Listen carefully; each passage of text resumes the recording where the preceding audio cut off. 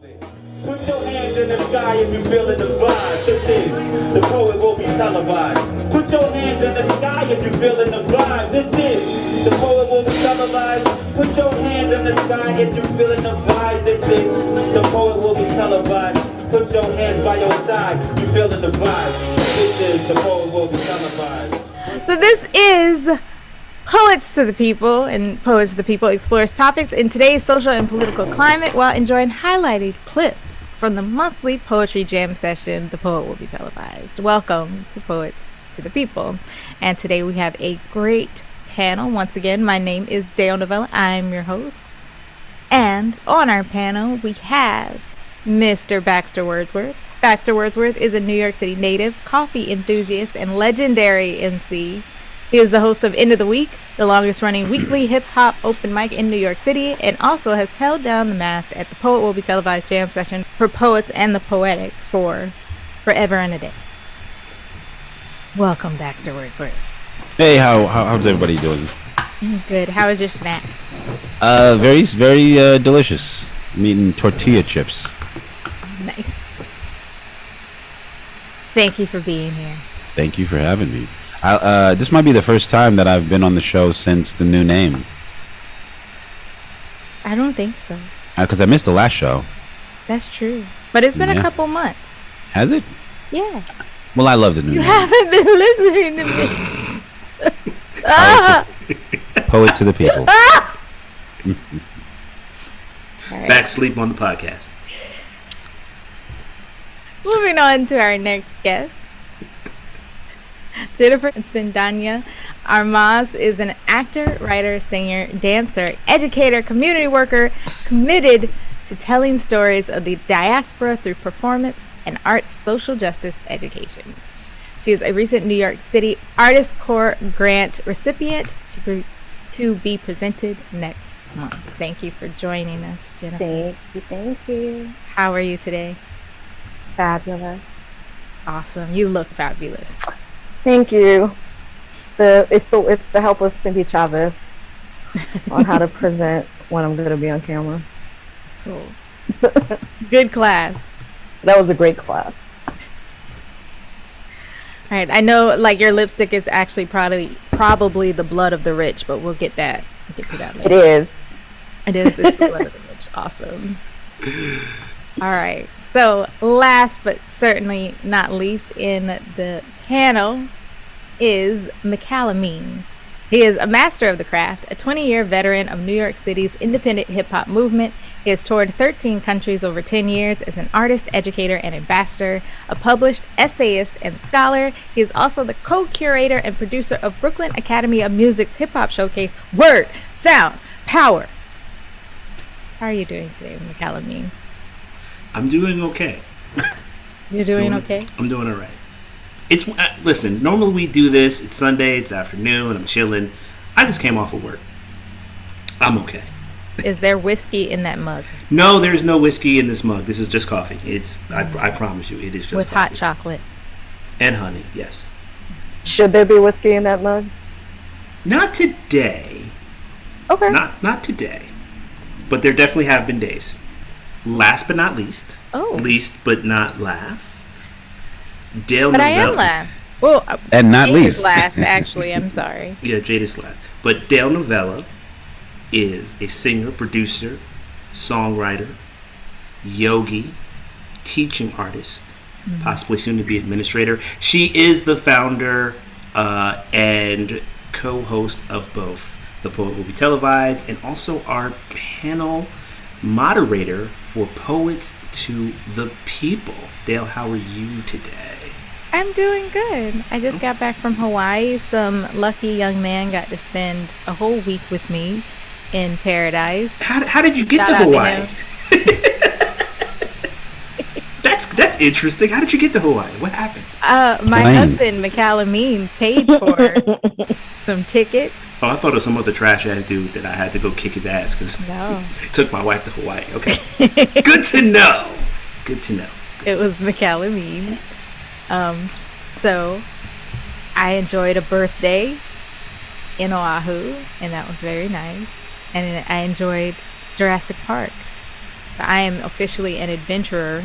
I feel like I hiked up a mountain. I swam in the ocean. I have video of her driving an ATV. That was interesting. I interacted with wild cows and wild chickens. Hey. Yeah. More the wild chickens. The cows were kind of chill. The chickens were all over the place. Yeah. I'm sure they taste delicious, though.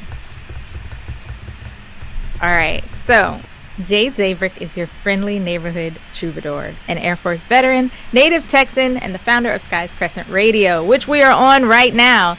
She has been a member of the Poet Will Be Televised band for over 5 years, and she is also the leader of the Trainwalkers hip hop rock band, who has a monthly open mic at Arlene's Grocery.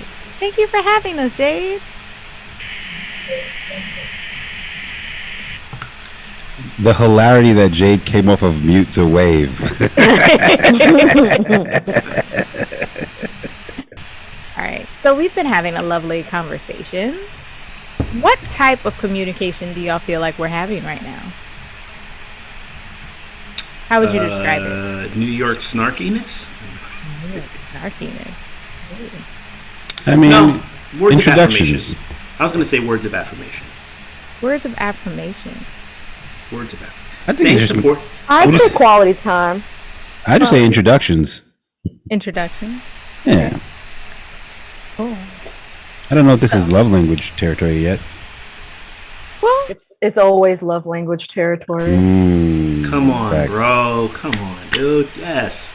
so Well, I'm that trying brings to- us to our first question. According to author Gary Chapman, there are 5 love languages. And our love language describes how we receive love from others. They are words of affirmation, so saying supportive things to your partner, acts of service, doing helpful things for your partner, receiving gifts, giving your partner gifts that tell them you are thinking about them, quality time, spending meaningful time with your partner, physical touch, being close to and caressed by your partner. So my question is, what is your love language? To what do you think receive or your to love give? language- To receive and to give gifts? No. There's a love language that you give, and then there's a love language that you receive. So there's two ways of it, because you might like want to give words of affirmation, but Yeah. prefer to receive physical touch. That's a very good point. So if you want to share both of those or just one of those, that's up to you. But what is yours? I know for a fact words of affirmation and acts of service is how I show love. Like if I'm with you, if I love you, I'm definitely here to tell you that you're the greatest that's ever done it. And if you need, like if I see that there's something that needs to be done, I'm like, all right, let's figure out how to make this happen. Quality time, definitely 1-2, but I think that's like a passive one for me. Like it just happens. I don't know if it like you know, I'm not the type of like if I'm not like if my partner's away from me or if people are away from me, I don't feel less loved. You know. What's the other one? Gifts, definitely not. And what was the other one? Physical touch. Physical touch. Yeah, that's the same thing with quality time. While it's very important, I think it's still passive.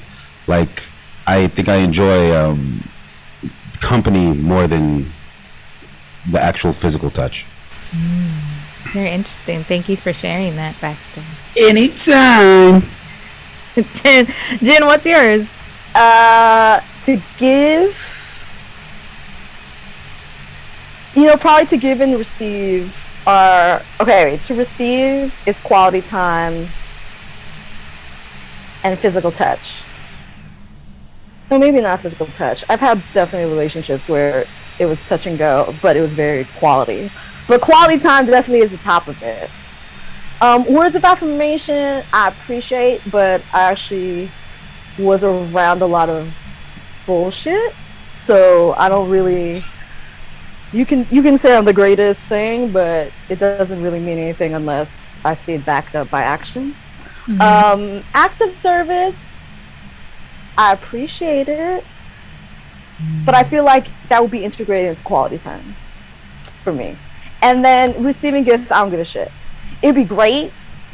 I love flowers, things like that, but it doesn't mean anything.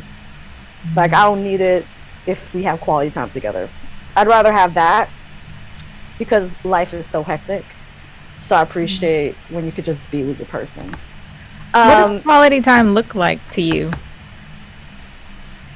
Quality time, ideally, is being in physical space to be able to exchange that energy. But also, I really appreciate just good conversation. You know, so I've appreciated if my partner and I have been busy, but we have a good check-in, you know, even if it's just for a couple of minutes during the chaos. So for me, that's quality time. Just that concentration. And I really love giving all the above. Depends on the person. I can't force myself upon the person, so I try and gauge what they need the best at the time. So you're just a multifaceted person. Exactly. That's who you're dealing with, Mikal. Multifaceted love giver. I got layers. Like an onion. Exactly. Thank you, Dale. Okay. I don't know what that look is, Mikal. The look of really. It's all love. It's all love. Is it my turn? It's your turn. Do you want me to go first? This is gonna be interesting. This is so. For those, this keep this in. For those that follow the Poets to the People, they'll be picking some. It was like, wait, did we just jump into a therapy session? What are we doing? Like, no, baby. If you want to go first, it's all up to you. You let me know. That was an act of service. No, because I'm pretty confident of the, ironically, the give. I don't know about the receive. That's what's interesting. Okay. Like I know what I like to give. Although we'll see how Dale feels if this happens. I like to receive acts of service, which I think Mikal picked up on pretty quickly. If that like puts it at ease in your mind, Mikal. Okay. Mikal likes fixing shit, so it works well with his personality. Just threw the shade at it. Just do this like ring shade. All right. And what else? And I think what do you receive or like what do you? Cause what do I like giving? Well, no, you like. Are you saying receiving or giving right now? You're doing the receiving right now, right? Yeah, the stuff I'm receiving. So, okay. Yeah, acts of service. I feel like I like words of affirmation and quality time equally. And receiving gifts and physical touch, I think I like equally too. I like gifts. I like giving. So, like, some people are like, why do you know, me and Mikal actually give each other gifts a lot. And sometimes I'm just like, oh, well, Mikal gave me this, so now I have to get something really nice for him. Everyone will be like, it's not like a competition. I'm like, yeah, but I don't want him to forget that I think he deserves nice things. I'm glad you said that in recording, because they'll be thinking, like, oh, my God, it's got to be whatever Mikal. Like, I don't care. I'm more about it's thoughtful. I have a reputation of a good gift giver. You're an amazing gift giver. But she don't like to think she's competitive, but she's competitive on the low, y'all. Uh-oh. And I don't even be trying to compete. I like thoughtful stuff. So, but continue. And what I like giving, I like giving quality time and physical touch. I just said I like giving gifts and acts of service. And I don't know. I think I just love love. And so all of these. Like, I love saying I love you. I love, like, cuddling. I love gift giving. I love just being in the room with my loved one.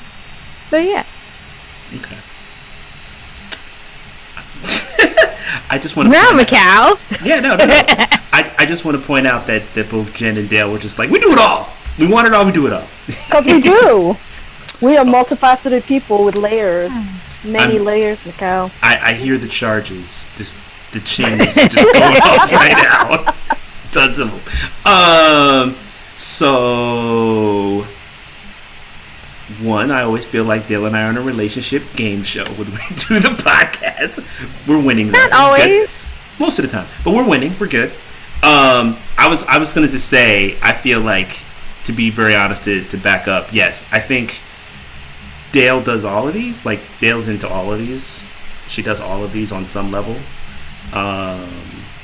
and definitely likes them on some. Although I would say which is what I ironically appreciate, and I've told this to people, which kind of actually probably makes me do this more, is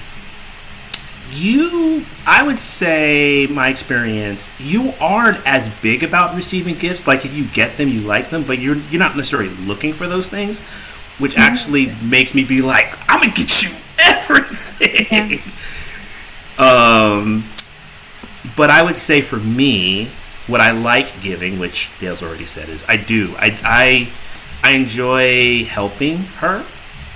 I feel like, kind of piggybacking a little bit to a certain degree about what Jen said about words of affirmation, I'm big about actions rather than stuff being said. So, like, the way my brain processes, like, I'd rather do something to help her, or like show her that I'm thinking about her, whatever that is. The only challenge is sometimes that I think in my head, now I'm getting probably too deep and stuff, like, I don't want it to feel like a utility thing all the time, because it's like, it's not about, like, my friends need help with stuff, like, let me help you put the fan together. Like, I don't want it to be stuff like that. I want it to be things that are more, I try to have them be as much about something that is something personal to her and intimate to her, whether it's her dreams or her goals or stuff like that. Not just like, hey, let me get this thing off the shelf for you. See, I love you. Like, that's kind of like basic dumb shit. I mean, sometimes I just want you to see my incredible vault skills from when I was in gymnastics in 2nd grade. Sure. I can get up on the counter just fine and dismount with a step ladder. But yes, with a step ladder. But that was your words of affirmation, Dale. There you go. But yeah, but I guess the two things that I do regularly, I think that I feel are my love languages. I try to help my partner, and I enjoy giving things. I do enjoy giving things. And a little pro tip for those out there, specifically men, I would say, don't pick an occasion to give something. Just give it.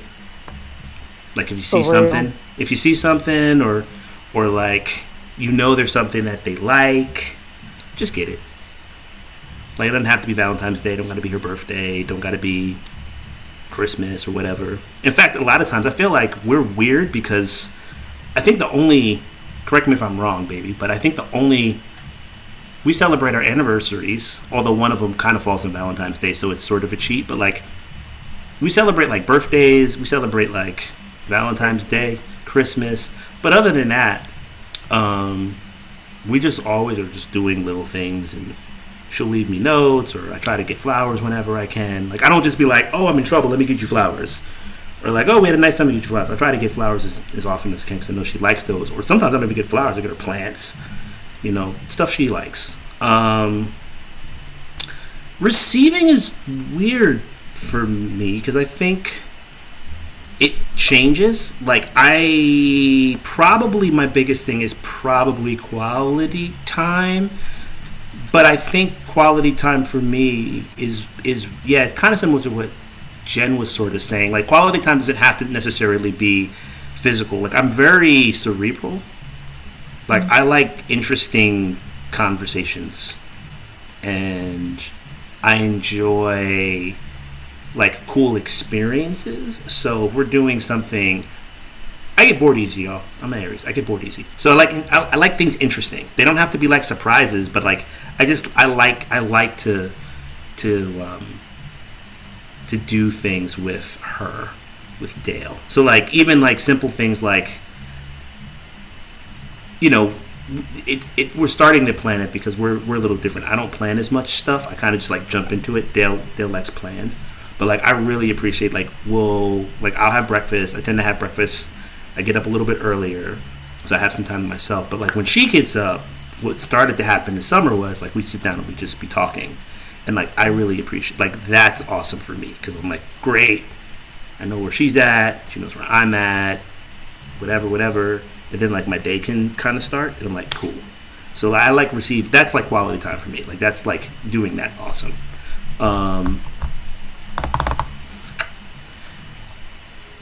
Yeah, I guess I like to get all of these, but I guess the ones that aren't that important are like words of affirmation. I'm not. I like it, but it's not like a thing. Kind of similar with Jen. It's sort of like I don't need to hear it. Show me. Like do something. That's more powerful. So I guess like in receiving gifts, I enjoy.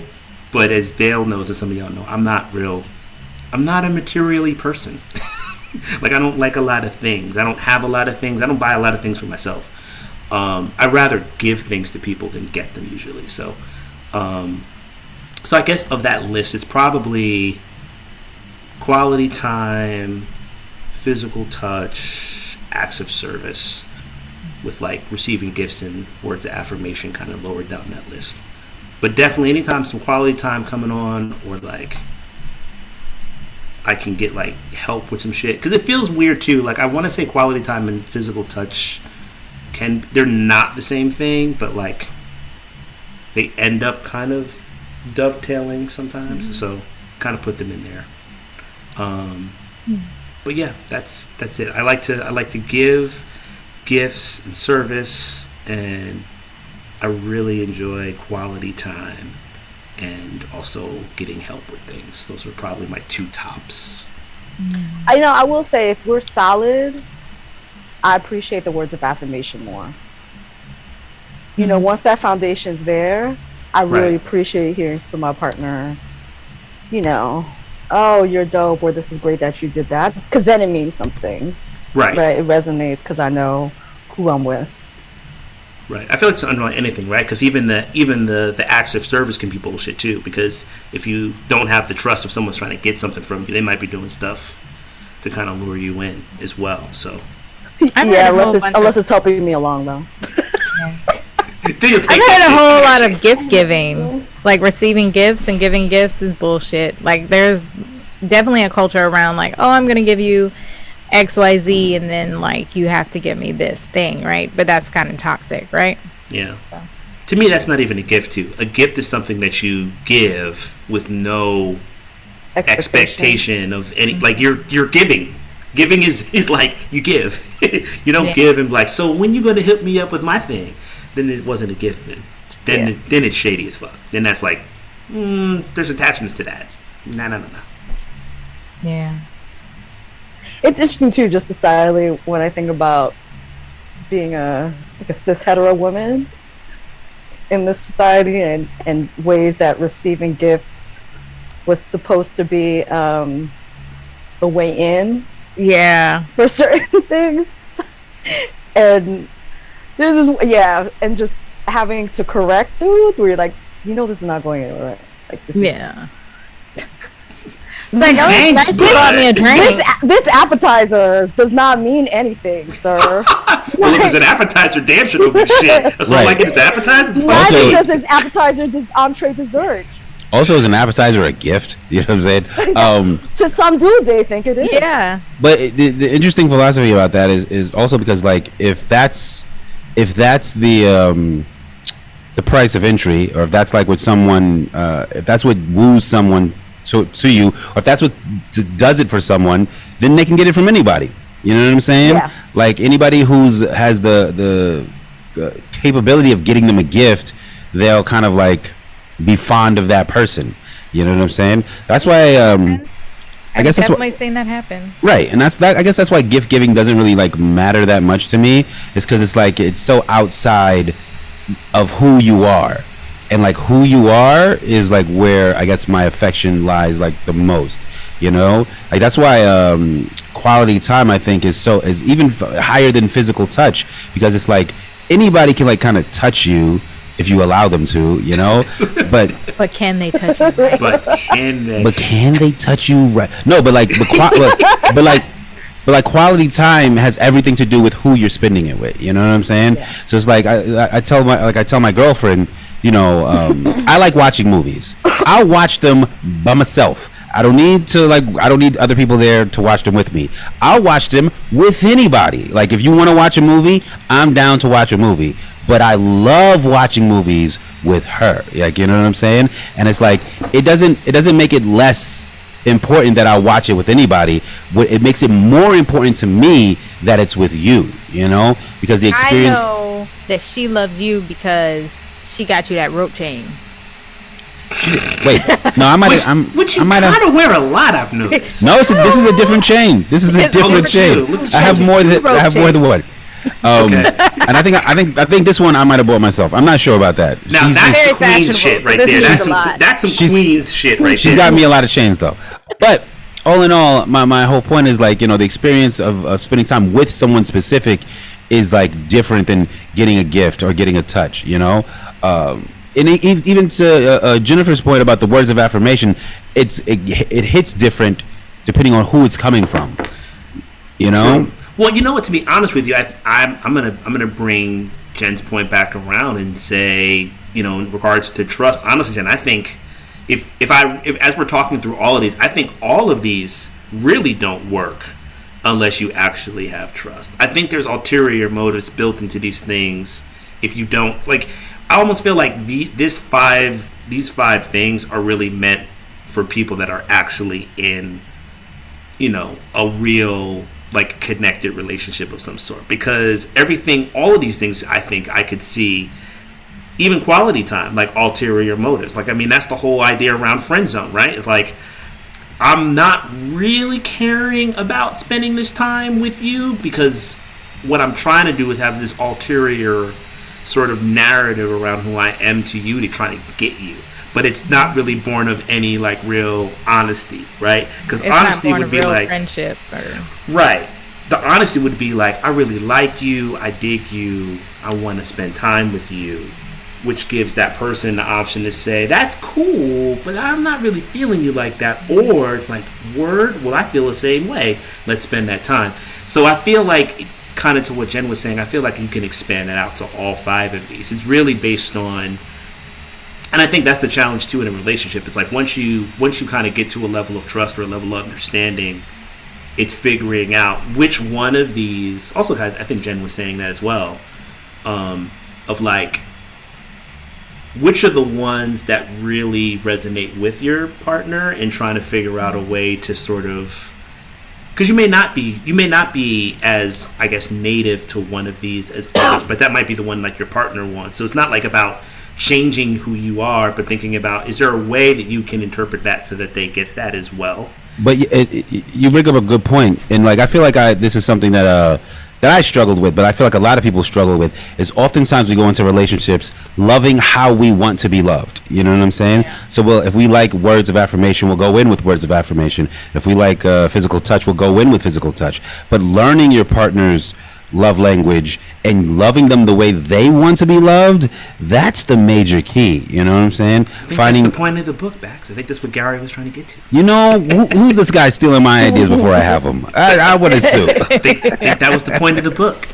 Yeah, I mean, what you were saying. Oh, sorry, Dale. What you just? Yeah, communication in relationships, romantic relationships, can get kind of murky. And let's hear what Jeanette Berry has to say about that with He Called today.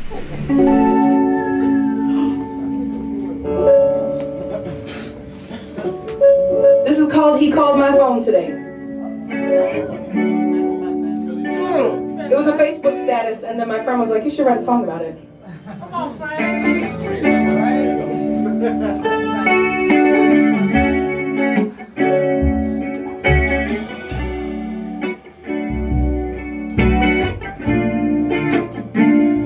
He called my phone today.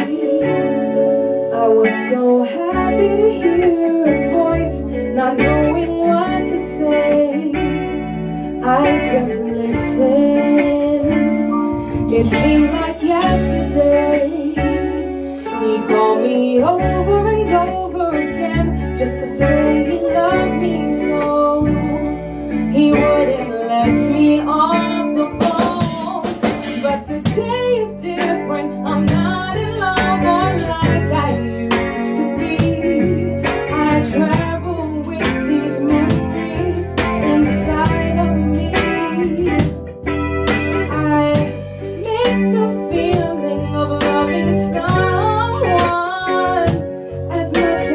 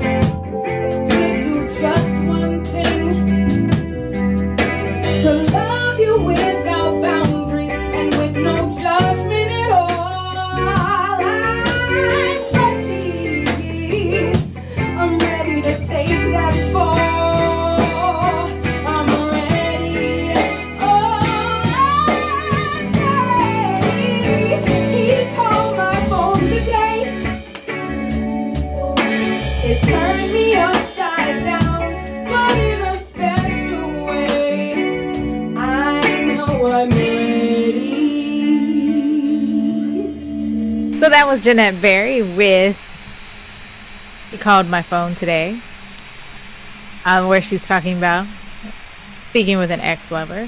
Now, this is clearly a relationship that has changed from one thing to another. So, our love languages, how do they change with different relationships? Whether it's romantic relationships, does it show up the same in platonic relationships or familial relationships? How does it change? How do you feel like you change in those relationships? Are you saying being specific to us? Yeah. I mean, it can be theoretical if you like, hypothetical. No, I can be specific. I think this is probably where I'm going to lose some marks. I think the two things that I like to do sort of like cross most of my relationships. I think that I try to. Well, no, that's not true. Actually, only one of them is. I try to help people whenever I can. So like that goes for friends, that goes for coworkers, that goes for some family members. Not all of them. And then, but I would say I think I'm really big when it comes to like my friends and my students, especially, is words of affirmation. Like I definitely try to big up anybody and everybody's project, and again not from a superficial place or like just to say it. Like I genuinely try to see what's dope about people and say that to them. And I probably do that across the board, but maybe I don't know. I probably I probably do that across the board. But I don't think it changes too much from those two things. Like helping and affirmation are probably the things that quality time with maybe my friends. But even that's changed. I feel like, and even before COVID, I feel like being an adult, it's hard. Because I would actually prefer that, actually. And I don't get a chance to do that because we grown. We got careers and people move all over the planet and stuff like that. We got cats. Got cats don't like other people. You know? Got cats, but yeah. But yeah, I guess mine actually is pretty static across the board with my relationships. Well, young people is definitely words of affirmation, acts of service, and quality time. I'll do anything for my young people. The young people I'm working with. Like, why is it important to show those things to your young people, Jen? Because they're so impressionable, and they're still, so many of them are still trying to figure their way and make their way, and they want to know that it's safe to make their way in the space that we're creating with them. So that's why I want to try and make that as nurturing as possible for everyone. With platonic relationships, and Dale and Macau, you can challenge me on this one if you disagree. I would say quality time. That's correct. And I like acts of service. If I had more money, I'd be like giving gifts to everyone. That is also true. In a parallel universe, it's all happening. You've showed up in my band camp numerous times. I've seen your face at many a show. This is true. I was about to say you try to feed everybody. I do. I love feeding everyone. No, she tries to feed herself. She wants to be fed. You know what, Mikhail? You know what? You don't get any of the love languages anymore. All the love language, it all goes to Dale. There you go, Dale. But we're a team, so it's just by default, just doesn't like matter. Osmosis. It's just osmosis. It permeates back. You get the trash leftovers. I was going to use a bad, that doesn't work. What did we call ourselves, Dale? You made up a name for the both of us, like JB. What was it? I forget what it was. Anyway, we're kind of a bonded entity, so it's just, that's how it works. With exes though, let me think. With exes, it's more about, I guess quality time if it means just checking in. Being able to have a check-in about where are you and are you solid, are you good? So you have friendships with your exes? Some of them. a limited number of them. I'm very against being friends with your exes, I was but I gonna have say- some really shitty exes. I'm glad the honesty came out. Dale's that's a real flag. She's like, no bueno. That's very Virgo of you, Dale. It is. It is. I don't care, man. I'm I've had very some Aquarius. trash relationships, though. Yeah. Mikal is by leaps and bounds. Wait, Jen, are you an Aquarius? I'm so Aquarius. Yeah. When's your birthday? February 8th, and I'm from Queens. January 30th, and I'm from Queens. So yeah, I've been really blessed with the dudes I've been with, for the most part. That's good. So they're good dudes. So yeah, so it's more like affirmation, words of affirmation, and things like that. I just want to know that they're solid. What's the fifth one? It's gifts, physical touch, quality time, words of affirmation, and Acts of service and receiving acts of gifts. service. Mm-hmm. Yeah. Baxter, how do you feel about being friends with your exes? 50-50. Wait, this isn't the question. I don't care. I did it. It is now. You know what? Baxter got a whole WhatsApp group with all his exes. They have a whole like. I'm 50-50. I got two that I'm very close with, and two that I'm not. But I think it depends. I think it goes back to like what serves you in your life, who they are and what they want, right? Like every relationship is up to the both people in the relationship. So like with one of my exes, when the relationship was over, we literally spoke about it, and we said we want to be friends, and then we worked very hard to make that like a reality, right? The other one, my first ex, we kind of were friends just happenstance.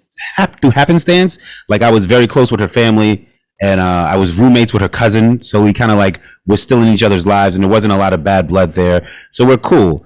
One of them, just no bueno, and I'm not even gonna get into that one. And the other one, minute already. We don't need to go there. and the other one, we had a conversation where I said that I wanted to be friends, and they said that they didn't. And then that's the end of that conversation. Like I didn't. It's not up to me to try to convince you. It's not up to me to change your mind about it. So it's like if one person in that situation does not want to remain friends, then that's it. It's over. And it doesn't have to be bad blood. It doesn't have to be like an awkward situation. It doesn't have to be animosity. It just is what it is, But I'm all for being friends with my exes. I find it like fascinating that you could like love somebody more than every other person on the planet, and then like they're a stranger to you. It's such like a drastic shift. And I understand. Look at Mikal. He's like, Mikal's like, hold on. Now, I understand that things happen. Oh, I'm good, bro. I already knew the deal. And people cross boundaries, and everyone has to make their own decisions. But I don't know. I also think I'm dealing with fear of abandonment that like has me holding on to relationships more than I maybe than I should. Do those feelings show up in your other relationships too? Like your platonic relationships? Definitely. I have not always a negative effect. I have friends from elementary school. I have friends from junior high school. I have friends from every job that I've ever had. I have friends I've gone through my life sort of like collecting very close and personal relationships. I have like, people like, oh, I have like 3 best friends. I have like 10 best friends. Like, you know what I'm saying? I have people who like I have done tremendous kindnesses for, and have done tremendous kindnesses for me, and that's why the whole like quality time thing doesn't really sit as high of my priority, because I go years, sometimes months, without seeing people, but if I do see them, like we're still best friends. Like this is still someone that I have like a lot of love for, and it's reciprocated. See, I actually want to follow. That's very Aquarius. I actually want to ask you about that, Baxter, because I used to have a very large group of people that I considered friends. Yeah. Like, and Dale knows, like, she will go out somewhere and she runs, like, some person that I knew from, like, 13 years ago, or I'll be mentioning this person's name. She's like, who's that? I'm like, oh, that's the person. So I have a large group of people that I used to consider friends. Call him other names, and I'm just like, I don't know. Yeah, and Dale knows too, and Jen knows this as well too. Like, if you put, like, at our wedding, like if you put our friends, specifically my friends, like in a room, they're like my 40th birthday was crazy because it's like they're the strata from like Yeah. how long I've known them in parts of my life. Some are rave friends, some are hip hop, some are from college, some are from my hometown, all different types, right? But I'm wondering about with you because I love this quote from Khalil Gibran, and I say it often. It's like friends are your needs answered. So thinking about this with the love languages, I'm wondering about that with you because my friends list is in a constant state of being pared down, which I don't value individuals per se less, but I acknowledge that maybe that level of like connection, because to me friend is a very important distinction in my life. It's like these are people that are there for everything, not just the good times, not the fun times. In fact, they're probably there for the tougher times more than they are the good times. So I'm wondering how you categorize that, because like I definitely was a person that had like, yo, this is my boy, that's my homie, like she's the homie. And then it's like as time is kind of going on, I've realized like with no hate or any like love lost per se, but I'm like, well, we're cool, but I'm not. I won't call you my friend. Let me pose several questions. First is like what have you been through with these people? And you don't have to answer that, but it's like, the people that I'm talking about that I say are like close to me are people that like I said, I've done tremendous kindnesses for, and they've like returned that, and like we've sort of bonded on a way that like I will consider these people my friends until like I'm no longer here. And also when we think about like the way that we naturally communicate, or the way that like nature would work, there's no way that you could keep in communication with so many people all the time without like the internet and telecommunications and things like that. So what did friend mean originally? Like you could be in a city and know someone and leave that city and not be back for years and come back and still have a friend. You know what I'm saying? I know a friend in this city. I know a friend over here, and that's why I don't think time past changes if the friendship is genuine, if the affection is genuine. Like I don't speak to my family that often, but they're always my family. Like my brother will never not be my brother, so what besides the biological difference, like what is the difference between like this person who's now my brother through different means? What's the phrase? The family blood, you choose? Yeah, but it's the blood is thicker than water. But no, but the whole thing is like the water of the covenant is thicker than the blood of the womb, or something like that. Oh yeah. To say that like the brothers you choose through life is almost sometimes in a lot of cases more valid than the brother you have biologically. Like Mikal, ask yourself this: if you were in a pinch and you needed somebody to be there for you, when you think of a person to call, is it like a family member, or is it like someone you've met throughout your life? You know what I'm saying? Oh no, absolutely. But and that's but you're kind of saying to my point is like the people that have maintained in my life that I have that friend is exactly what you said. Like there has been a reciprocal thing where, like I said, I have answered their needs, they've answered mine, and those needs aren't necessarily like, oh, you did me a solid or you did me a favor, but sometimes it is like, oh, I need a reflection of what's happening for myself. Yeah, they're that honesty for me, or me for them. Or how many of those people would you say you have? Honestly, yeah. I gotta check this because Dale checked me in this because I get in a rant. I'd be like, fuck all y'all. He should be like, no, you don't really think that. 3 friends. I was like, what are you talking about? Yeah. Friends. I'm sensitive, y'all. I mean, even our relationship, like Mikal, even our relationship has like progressed tremendously in the last. How long you guys been married? 3 years. You know what I'm saying? Five. Right, like you and me. Yeah, we were cool. Right, we always knew each other, but it wasn't like when you started dating Dale, and then and now me, you, Radar, and we are in a consistent group chat. we are definitely friends. You know what I'm saying? Well, I'm in. I put stuff in there. That group chat is new. Come on, first of all, that's a new group chat. Whatever. First of all, my chat with you, baby, I just opened up the door, so that's. And Dale, I will tell you this: the reason why we don't speak And in the Matthew other. doesn't respond to anything. He don't respond to our chat. We talk. I mean, why? I mean, read it. Yeah, okay. For days? Yes. Okay. I respond when I have something to say. You guys be like going on and stuff. I'll be like, "That's interesting. That's interesting." If I don't have anything to add to it, then I'm like, I would just read it. That is a philosophy of life. That's like true. if you have nothing to say that's kind or adds to the conversation, why say it? I tell you what, Bax, feel blessed because you went the right way. Because I've had people that I'm cool with and become friends with, but that's rare. It's usually the other way around. I usually start off with friends and cats become cool real fast with me. Yeah, I mean that makes sense. And when I ask you like how many of those people you have, because I think like I think I have more than the average person. I think I have, because of my very, very quickly, like, when I was young, my mother left me at my grandmother's house for a long, long time. And because of it, like, I have this want to build connections with people on deeper levels.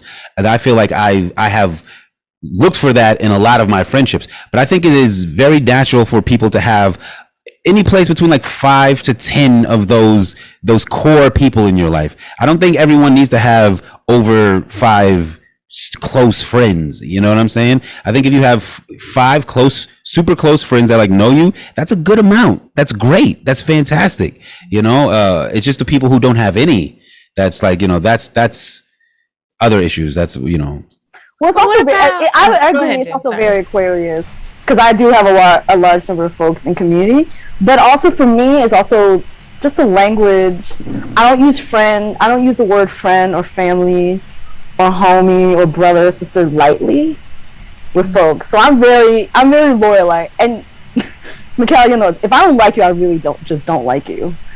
That is facts. I have no You interest. will know if Jen don't like you. I have no interest in getting to know you. You can, it's fine. We don't need to be in the same space, but I'm not interested in small talk, right? Things like that.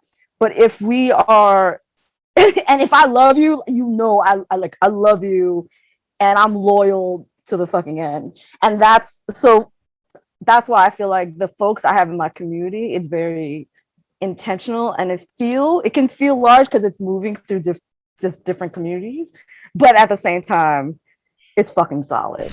Real inside shit on Jen. Jen has the most professional "you're dead to me" look ever. I see it in my head. I don't think I've ever seen it in person. I'm You just don't want to. imagining It's it. scary. It's scary. I have been across the table and I've seen, and I'm like, oh, she's not fucking with this person at all. In a room full of people, I'm like, oh, they're dead to her. They're good. She's good with them. I'm like, yeah, we're gonna put y'all on other sides of this table. But it'd be real stealthy if you don't know. I'm like, oh, I've seen it. You actually, other mutual friend of ours, Kai T, is like that dead to me. I'm like, ooh, I'm gonna go this other way. I don't want to talk to this person. I don't want to catch that fade that's about to come on the real. Because it's very real, right? And I don't want to be fake, and so I won't be fake. So if I don't like you, I just don't need to have anything to do with you. Yeah. And so we don't need to waste time with just bullshit about I don't want to talk to you. I don't like you. I don't like your energy. Or I really love you and I think you're dope and let's build. Or it's okay, cool. There's some people like you feel neutral with, and so you're more open. Oh, but yeah, Mikhail on the real. Yeah, I know the face. Y'all brought up good points about like tense conversations or tense situations. So when you're in a tense situation with someone you do care for, how does love show up in that communication? You know what? I have to breathe deeply because I know where my temper can go. It has not gone there in a very long time because I know what I'm capable of. So because of a lot of like mindfulness work and therapy and meditation, all those things. So I definitely need to take some deep breaths and center myself to make sure I'm centered as much as possible. I do tend to take a little pause to listen more, right? Because I want to try and be mindful that I'm not reacting, that I'm more responding instead of reacting. Mm-hmm. And if I'm quiet for a longer amount of time, it's because I'm double checking my language. because if I don't, I will say the foulest shit, and it will just and then afterwards I'm like, oh, that probably wasn't the smartest. That's a very Aquarius thing too. That might be an Aries thing too, but No. Aries have a temper, definitely, but an Aquarius, once you get us like to the thing, we will say the thing that we know will cut you the deepest, and it doesn't last long. It's like a flare up, and then we feel bad about it. But it has happened to me as well. Like I've said things to people that I've been like, damn, I really didn't need to say that. I told you, if I was a mind reader, that dead to me look on Jed, I don't even.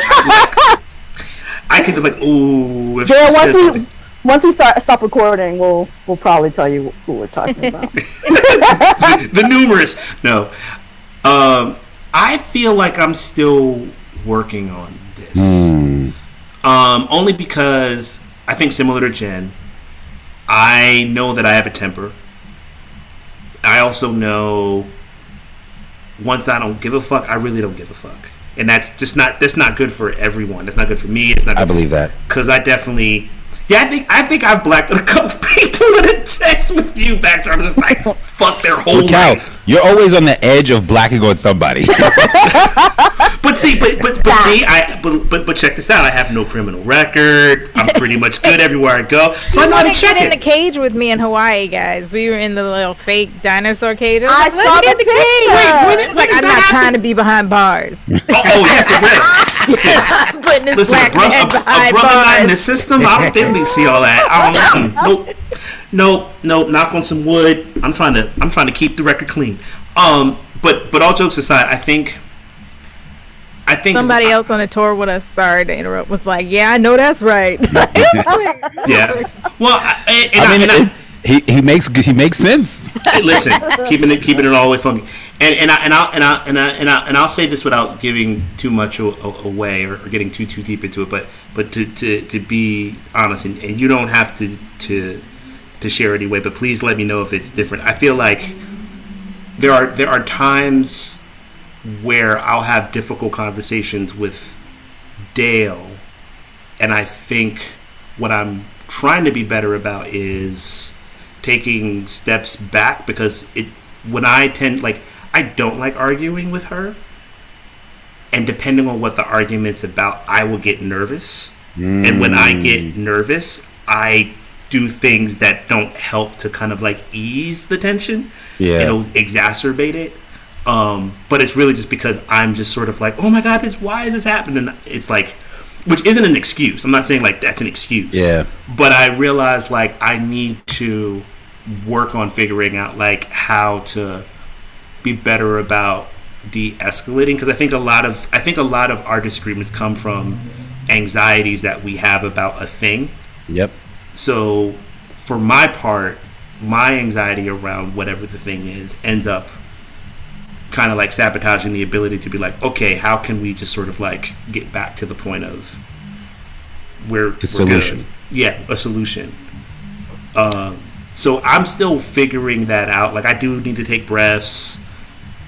I can work on listening more and not reacting, because then that becomes like, and this is not just about Dale and I, but this is about anybody. I think it becomes an echo chamber, right? Because when you react and they react and and then it just ping pongs, and then you're so far away from a solution, or really from the clarity of the thing. So it's like figuring out how to get to that space of like, okay, there's tension or there's a disagreement, but what's the step to the solution, or how can we get a resolution that feels right and feels good for both people. And I definitely am not. I need to be better at that. I could be better at that. I'm still working on that. Honestly. Everything you're saying like resonates with me too. Because me and my girlfriend, like we communicate differently. You know what I'm saying? Like I had always looked at myself as like a pretty great communicator. It's something that I always like prided myself in. But then like what I realized is like it's not so much that I was great as I was communicating with people who communicated it exactly like I communicated. You know what I'm saying? So it was easy for me to communicate with this person. But like in my relationship, what I've had to learn is sort of to take more time. And when I say had to learn, it's like I'm still actively learning this. Is like I like to jump to the solution. Like, you know, like if you tell me like, yo, I was outside, I got into a disagreement with this person on the train and I'm upset about it. I'm like, okay, this is what we're going to do. We're going to like find that, like, you know what I'm saying? And my girlfriend, which she prefers, which she needs is more time validating the feeling. You know what I'm saying? Like whatever she's going through, she wants to know that I'm validated that, you know, even if it's something about me, even if she's like, hey, you said something that like hurt my feelings. I'm just like, oh, I'll never say it again. All right, bet. Like, you know what I'm saying? Problem solved. And she's like, no, like, I want you to like, I want to know that you understand that you hurt my feelings. And then I want to know that you care that you hurt my feelings. And I'm like, why? What's all that extra shit for? Like, I just know I'll never do it again. You know, we'll never have this problem again. But, you know, but like, that's very important. Is, you know, she deserves to have her feelings validated. She deserves to feel like she's being heard. And it's like, all right, I got to slow my process down to match the speed of how she wants to communicate. So, you know. No, Baxter, I think I just learned that wasn't validating. Like, what? I think I just like. I think to jump to the solution. Like, yeah, like, okay, so this is a problem. So how are we gonna fix it? Right. And for him, that's not validating. But for me, I'm like, but I said okay. Right. I acknowledge that it happened. Right. That's And validating. It's funny because I see. So this is what's funny about that. I feel the same way. I feel exactly what Baxter said. I feel like what I end up trying to do is get to the solution before. What you all want is for me to be like, this hurt me, and not necessarily anything but like that. Like, you need to understand like this happened, because I tend to do the same thing. Where like I try to jump to like, okay, but what happened, and then like if this happens, here's the XY plan for it not to happen again. How we gonna solve it? Or confirming that it did happen. So and it's like, no. I need you just to validate, you know, how I'm feeling in this particular moment about this particular thing. And yeah, I definitely jump to the other thing. But I feel like Dale and I do a lot of the same things, even though Different arguments. yeah, well, yeah, but also to Baxter's point, I think what I've been dealing with more is to what you were saying, Bax. I communicate differently than Dale. We communicate very differently. We look for different things in the communication, and that's been. And this is another thing too. I feel like when we're talking about intimate relationships, I think the underlying trust honesty factor has to be there, because when you were in, as you know, Baxter, and you know as well, Jade, and I know, Jen, you've been in serious intimate long-term relationships. Trying to learn someone isn't going to be something that happens in like 6 months. It doesn't happen even in a year. Yeah, I was about to say it doesn't even happen in a year. Right, you know what I mean? And I think one of the things that I have learned or am learning about being married is that you're constantly trying to understand who this person is in the moment and where they're going, and trying to find the best way to support and be a help as best you can, with fully understanding that we're both humans and we're both going to make mistakes and we both have flaws. But how do you kind of getting back to what Jen was talking about in terms of like knowing yourself enough and knowing what are the things either that are triggers for yourself and that person, to then enact the ability to sort of like, well, let's kind of like take the pressure down so that we can ultimately be like, well, we want to be here, we're connected, this is something that we can work around or work through.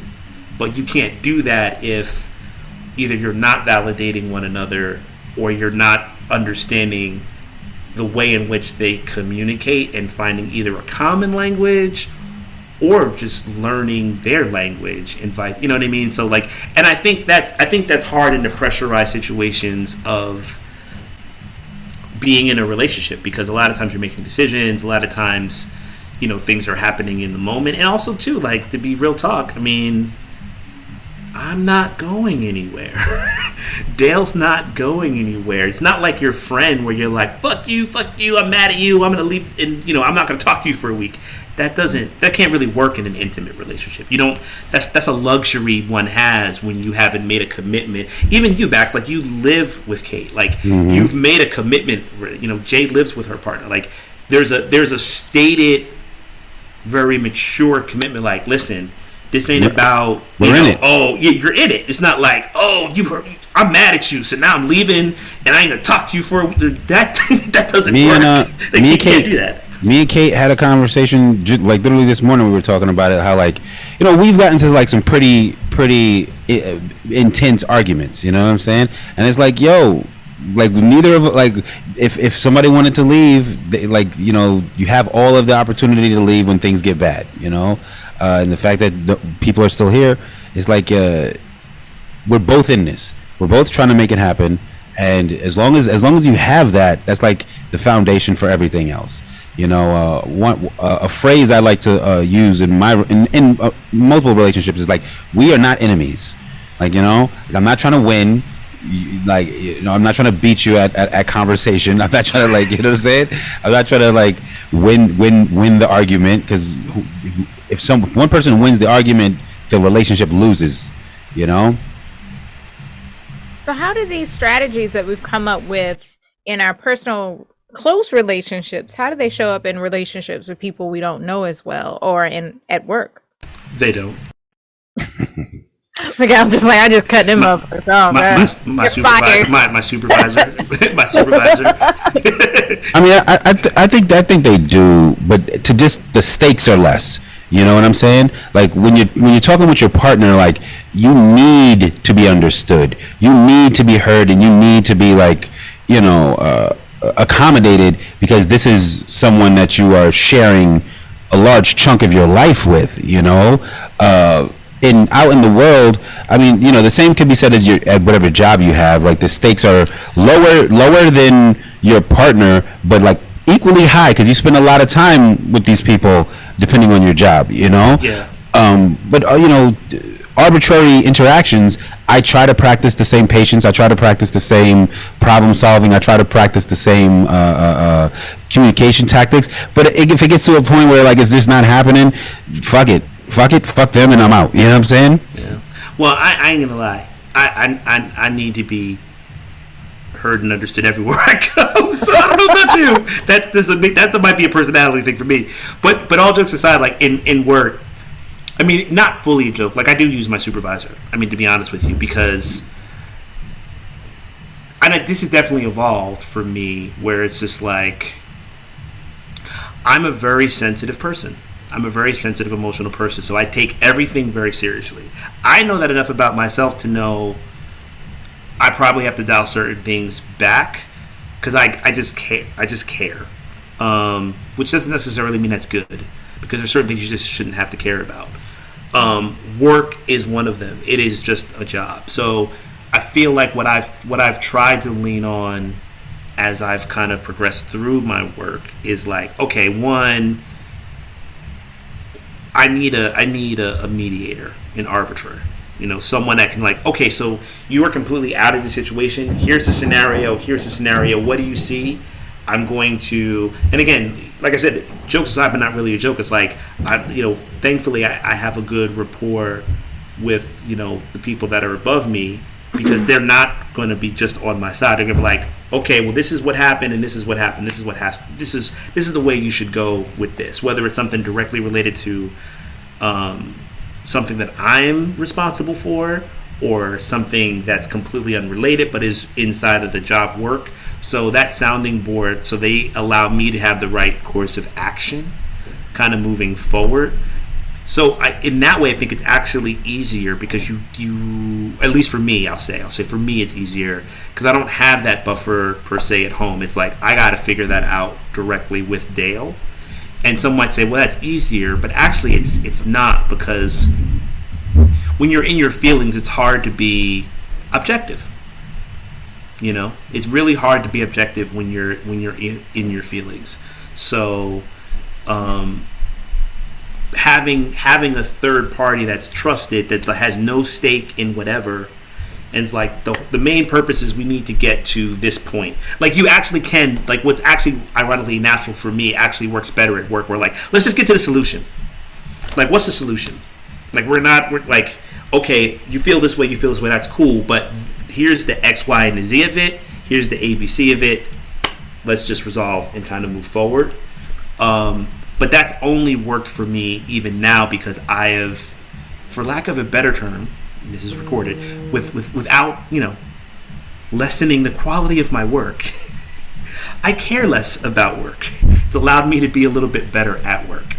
Because, kind of similar to something Jen said way back in the beginning, like for me, my work's about my young people. So I'm down for whatever for them.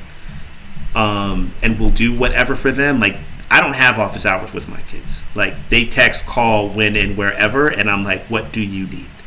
How can I help? Right? But because of that outlay means that, like, I kind of have a mode of, like, if you fucking with my kids in any way, shape, form, or fashion, I will come for you. Or if you're messing with the community that I'm working with and I'm responsible for, because my whole thing is like, you don't got to go to this school and talk to them. You don't got to go talk to this teaching artist. You don't have to talk to this kid. I do. It's fuck your institution. It's my reputation on the line. It is my word, and I'm the one that has that relationship. And I've had to dial back, but it's easier because of that kind of like third party thing. Random ass people, I just keep it moving. Like I don't even have like. That's really a thing where I'm just like, yo, and Dale knows because like I'll snap on if I don't know you, and you said some wild, I've learned to walk away because I don't want to go to jail, because it can happen. Like I'm good with that. I'm ready for that. We're good for that. So don't disrespect that. What about you, Jen? What I was gonna say is that I was doing community work and organizing and education before I was in a serious relationship. So that influenced so much. So that actually sometimes if I'm in an intimate relationship and, the person I'm with we're getting into a conflict, I automatically will go into facilitator mode almost to feel like, okay, what's happening? Boom, boom, boom. And it's also can be a very Aquarius thing. Not that everything has to go back to being an Aquarius, but a lot of it also does. We'll get very objective, right? And then we'll just, not that we're not in our emotions also, but it's about, all right, let me take a step back.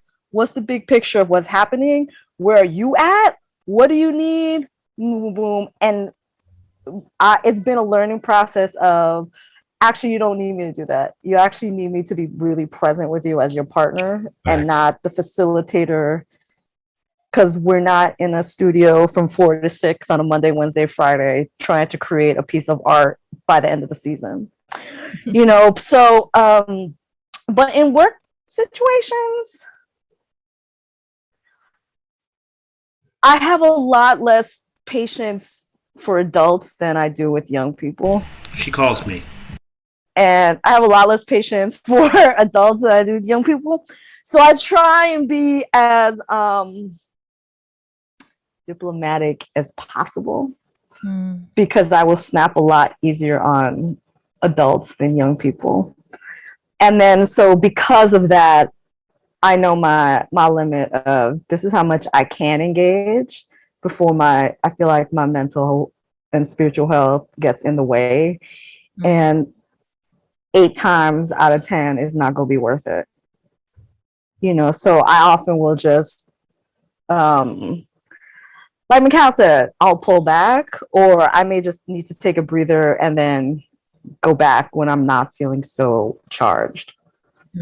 Because I also know in the environments that we're in, there's a certain expectation of not being too emotional, quote unquote, right?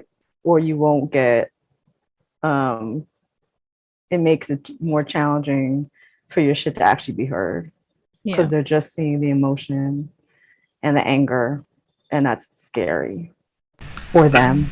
I'd also add for them is, if I can be so specific, Jen, correct me if I'm wrong, it is because a lot of places that we work both together and separately is white people. Yeah, it's just mad white people. Like black, if you're black, of color, the automatic assumption, what you think is like 5 for them is 12. Yeah. It's like no one's actually seen me at the level of fear that you're thinking. Like oh my God, you're really upset. Like, this is not even close to upset. If you'd be calling people, there'd be several security officers somewhere. If you actually saw me at where you're thinking, right now, I'm not happy, and I'm letting you know that. But I'm very firm in that. But I've actually had to, and in some ways, I feel like for me, I don't know if you feel this way, Jen, or if you've dealt with this back as well, because you're an administrator. Like, I actually feel like I've had to shrink myself to accommodate the fear level of coworkers. So like I'm actually quieter and say less, not because I think that I am not justified, but I'm like, you're gonna think this is way more than what it actually is, but it needs to be addressed. So it's actually been kind of a detriment to it, which is why I've had to bring third party in, because like, okay, I'm gonna use you to do that, because if I say it, it doesn't matter how I say it. I could be saying it at this speed, this level, and it's going to be heard like I'm on, 10. And it's like, then that's just not conducive for anybody. So, like, I mean, I've literally gotten accused of things at work for a look that had nothing even to do with the person. And I've literally had to, like, sit down with HR. But So. Yeah, I feel you, because Mikhail, you are a very expressive and energetic communicator. Like, you don't communicate like standing still. You know what I'm saying? But like I feel like maybe we're that's moving to Italy.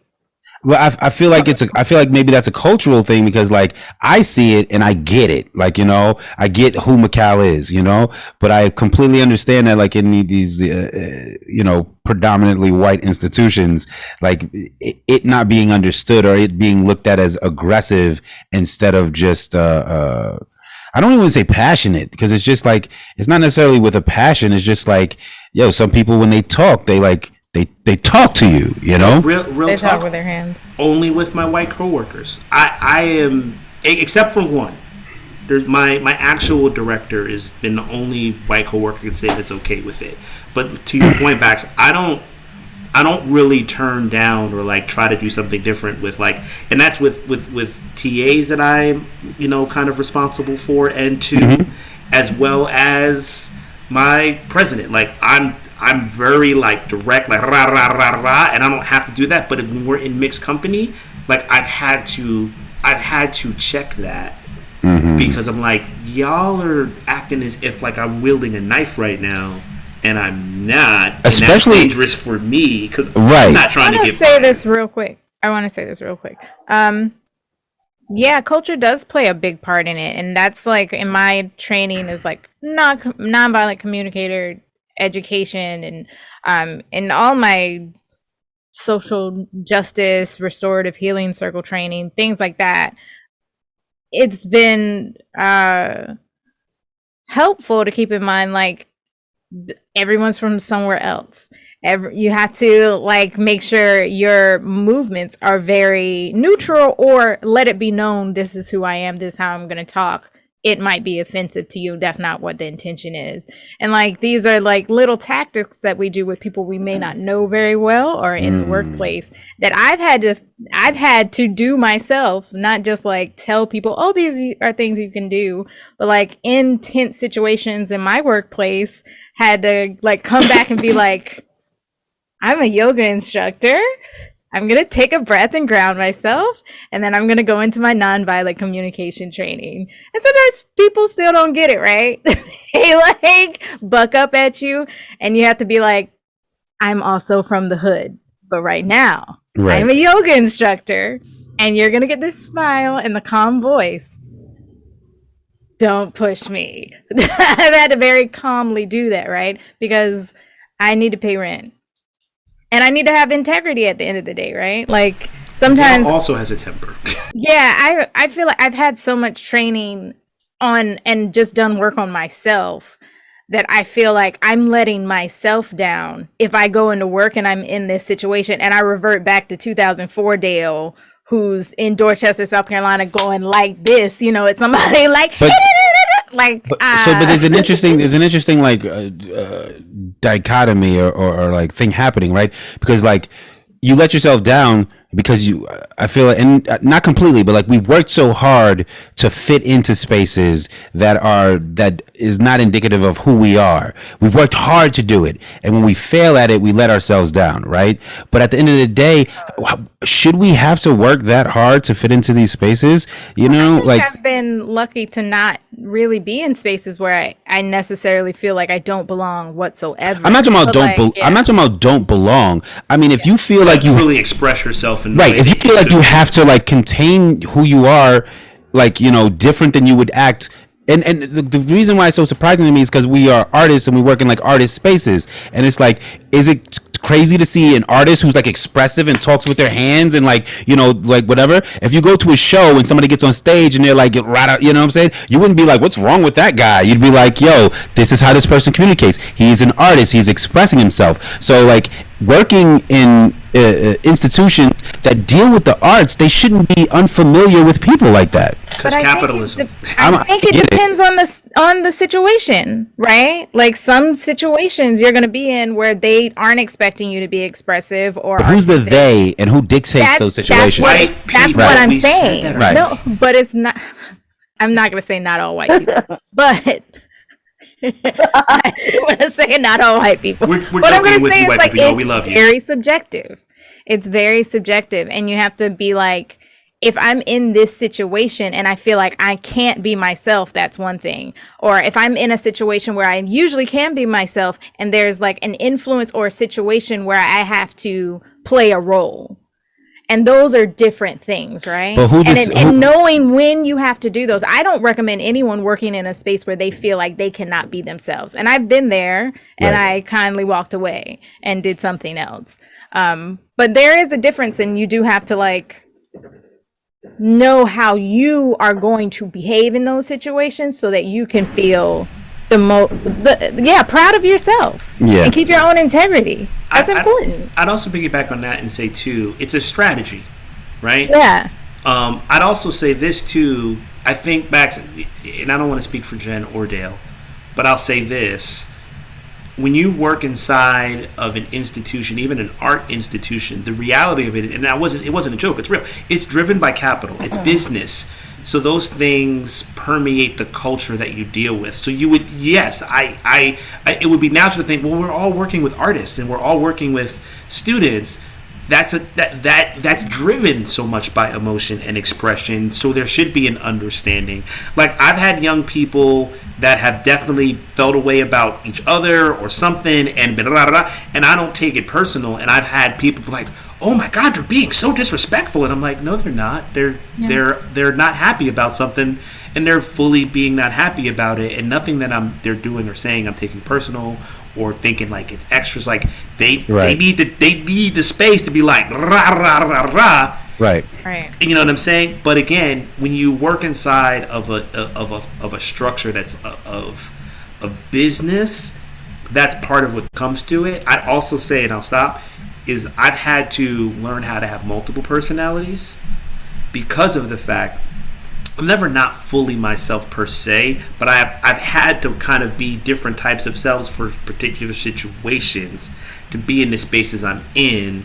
And for me personally, I think that like for pure survival reasons, especially as an adult, I personally don't think that I have the luxury to be like, well, if I can't be my full self, I'm out. It's like, no, I figure going back, I have to adapt in strategies. Now, there's a certain level of disrespect that I refuse. There's a certain level of integrity that I refuse. There are clear lines for me.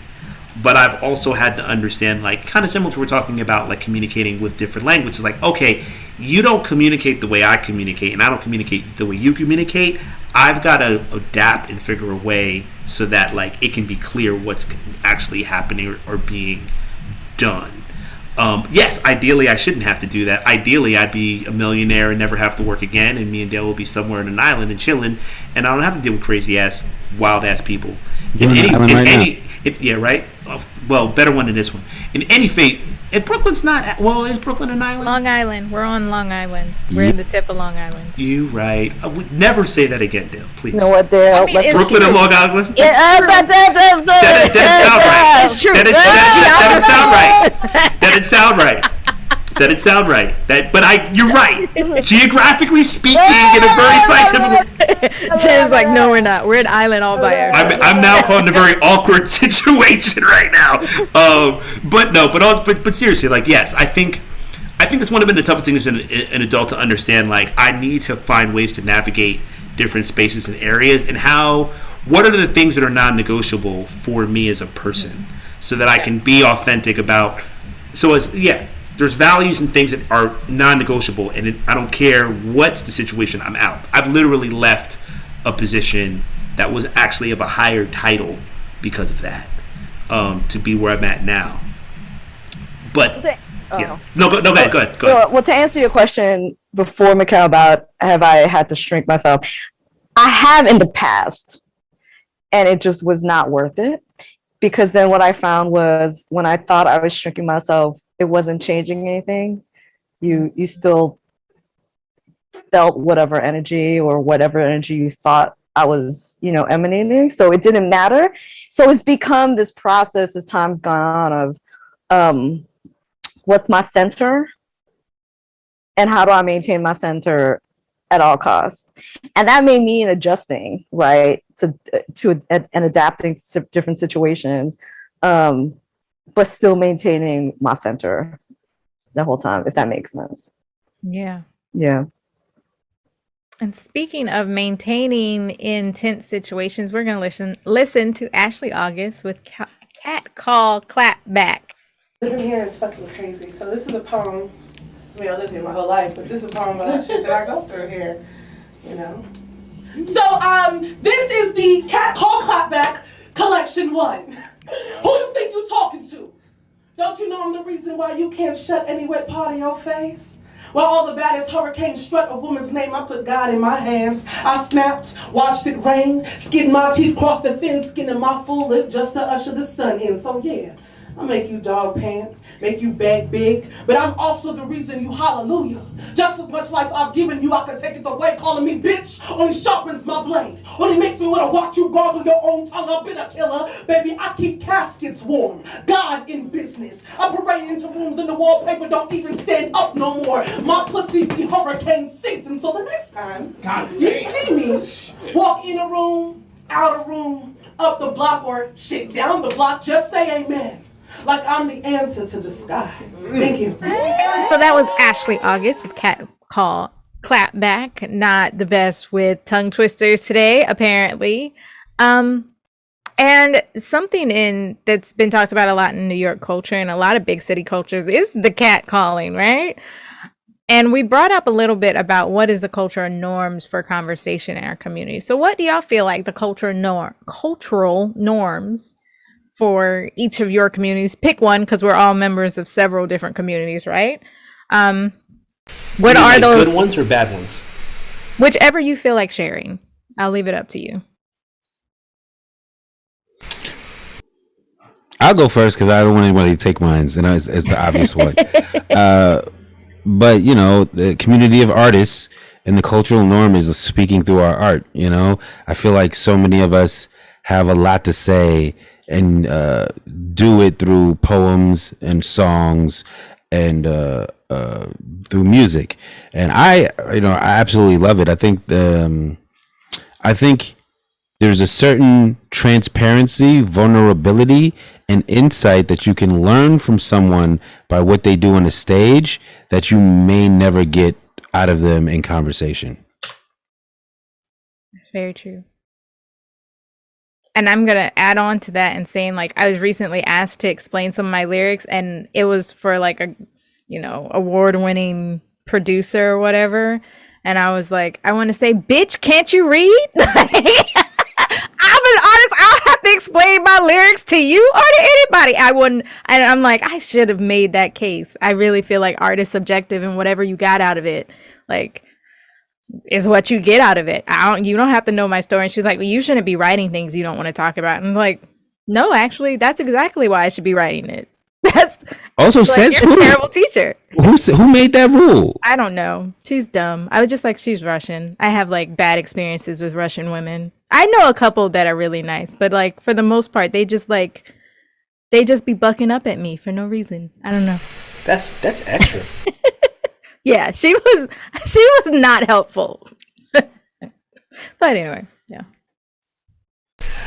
I'll say, I mean, I think this extends to all black people, but like in particular, I think what I've learned with brothers is like we are loud, everything's loud, we talk loud, and it, you know, if you're not ready to get hiked on, then, and I've had to learn it the hard way because I'm sensitive. So like God rest his soul, my cousin Al Tariq helped me with that a lot, but I think it's almost like if you're not getting hiked on, then you actually ain't really down. Like if people are really like straight up like button up with you, then like you're actually not cool. But it's when it's the banter back and forth that I think if you're not acclimated to that, you be thinking there's a lot of extra stuff going on. I feel like it also extends with my young people. Like I have constant back and forth with a bunch of my young, and Jen knows because Jen and I work together, if it hasn't been apparent already, and just running jokes back and forth. And I think people will hear us and be like, "You let them talk like that? Like you're like you don't know. They actually trust me, and we actually trust each other. We're actually good. That's how like we're good. So you can't say everything to them that I'm saying to them. You know, it's sort of like we've earned that mutual respect. But I think that's not something that everybody's acclimated to or is like they're used to, especially in specifically school cultures with adults and young people. There's sort of that kind of like button up, like you talk to a student this way, and it's like, yeah, if you don't know them and they don't trust you, I don't have that relationship with this young person. We're actually good, so I can talk to them, and nothing that I'm saying is ever going to be disrespectful. But like if you're not acclimated to that, where you don't really understand, you know, that you're gonna think otherwise. Yes, I agree. There's so many communities, so I can't even pick a community. So I'm just going to piggyback on both of y'all's community. Artists and young people. Yes, with young people, the cultural norm is exactly what Mikal said. Thank you for that answer. It's really honest. I actually really love the communication and the conversations we have with the young people because they're so much more raw and open. And you know what I will find with artists? Yes, we create dope shit, and it can get really frustrating when you're actually not on stage or on set, and you're actually just trying to have a conversation to resolve some conflict. And you're like, dude, we are not in the cypher anymore. I need you to speak to me like a human being, and I need you to stop. You're at like 80 bars now. You're at like 80 bars, and I'm just trying to figure out what we need to do to resolve some shit. And so that's some of the challenges when I think of communicating amongst artists, where sometimes it's really hard to get off of the stage or the set or out of the studio, because we're so caught up we're so passionate and so clear in certain ways. And sometimes that vulnerability in this intimate one-on-one, when the mic's not on, is so much scarier than being, you know, on stage or recording. Yeah. These smaller communities that we're in, we're currently in New York, all of us, which is in the United States. Does what we're saying, how does that relate to general American culture and how Americans are expected to speak to each other? It's interesting that like America's a huge country, bigger than most countries. So it's like the culture on one part of this country is not the same as the culture in other parts of this country. People tend to think like New Yorkers are rude, and I don't think that's true at all. I think New Yorkers are very like level-headed people. The biggest caveat about a New Yorker is like, just don't inconvenience me. Don't inconvenience me. If you don't inconvenience me, we don't have a problem. If I'm trying to walk down the steps and you're not in front of me, we don't have a problem. If I'm going somewhere and you don't stop me to ask me for something, we don't have a problem. But when you inconvenience me, then we have a problem. That's why New Yorkers will go out of their way not to inconvenience each other. You know what I'm saying? We're very direct. So it's going to be something like, if you drop something I'll pick it up and I'll give it to you, but just pick it up so I can get to my destination. Right, but won't say a word to you at all. Just take like your shit and let me on my way. Don't stop me from getting to do what I'm going to do. Exactly. You know? We're very direct. Yeah.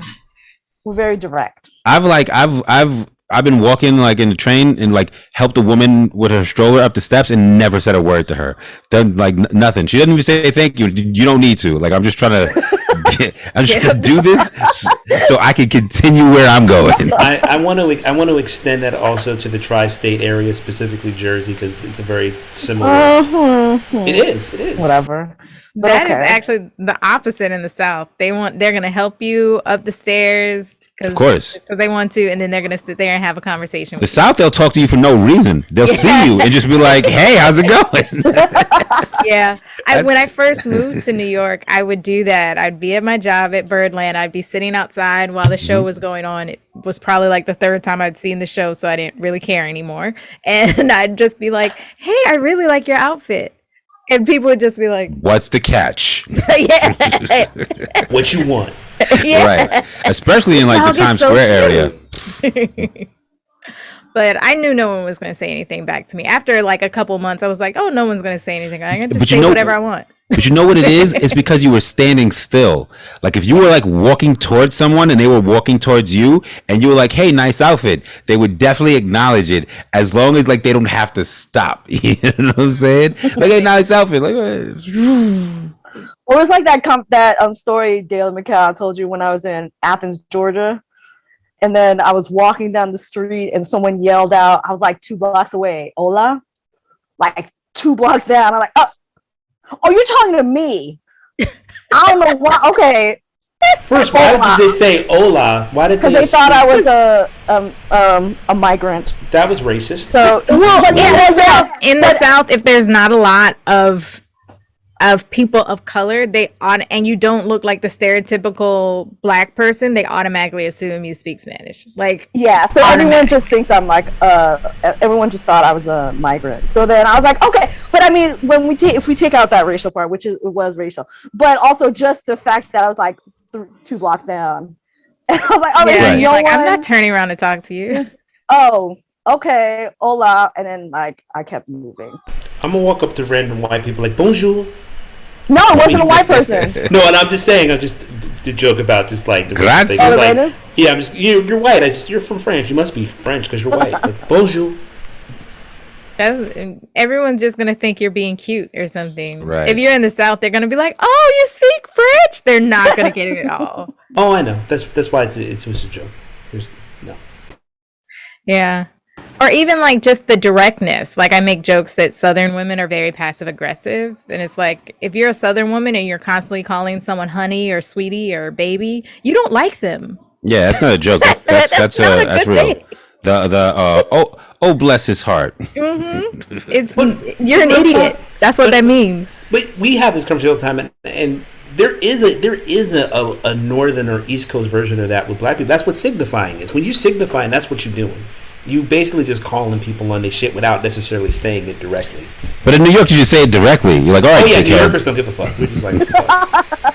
I had a friend who like moved to Florida and they called me up and they were like, yo, I had to like change the way I talk down here. I'm just like, I kept hurting people's feelings. I hurt somebody's feelings at a corner store because like they helped me get like a drink from the top shelf, and I didn't want to sit and have a conversation with them after I had been in New York for like 2 or 3 years at this point, and I was like, oh yeah, I forgot I had to like talk to people after they helped me. Right.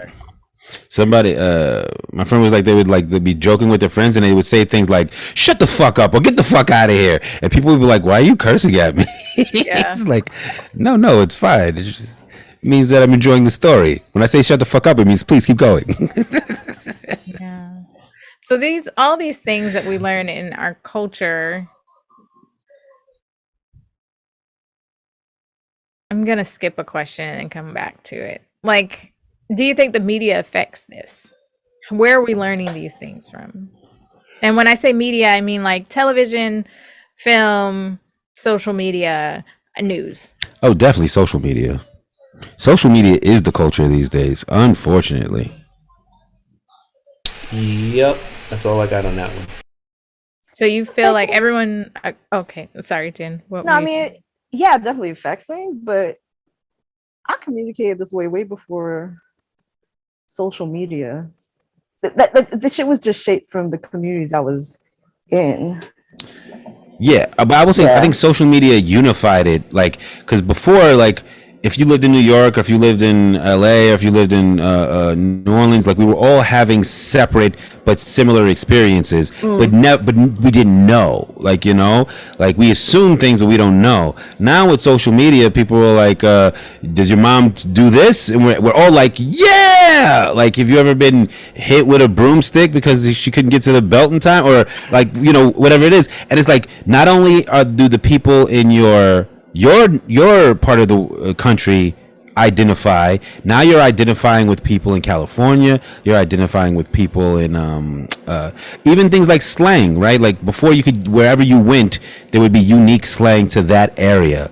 Now the unique slang to areas like permeates and becomes like the slang for everything, like calling cops 12. I was like, why are cops 12? I still don't know why cops are 12, but that was apparently like a Chicago thing. Cap. Where does cap come from? Who, like, where did that start? But now that's like a unified thing for lying, and it's like, I learned it from the internet. I didn't learn it from like hearing people on the street talk about it. Not that I hang out on the streets. I'm Or in a way movie. way past that. Yeah, and I was saying not just social media. I was saying media in general, to all of the things that sort of backs. Because I think even before social media, I feel like people would see certain things in a movie and assume and adopt that as like, oh, that's how these people do things. So now when I see X person that's from there, I'm assuming that's how that works. And sometimes that might have been a little true, or there might have been a little truth, but a lot of it was embellished or a lie.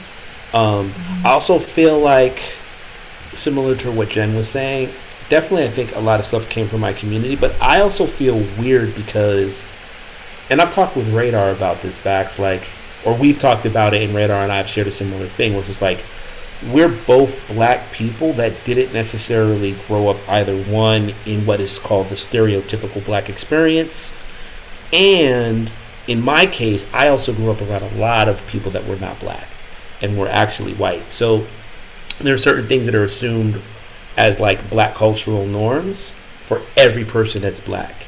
And I've always had a hard, less so now that I'm older, but definitely in my 20s and my teens was a difficult thing, because my unifying ideas of blackness really stemmed from largely historical things.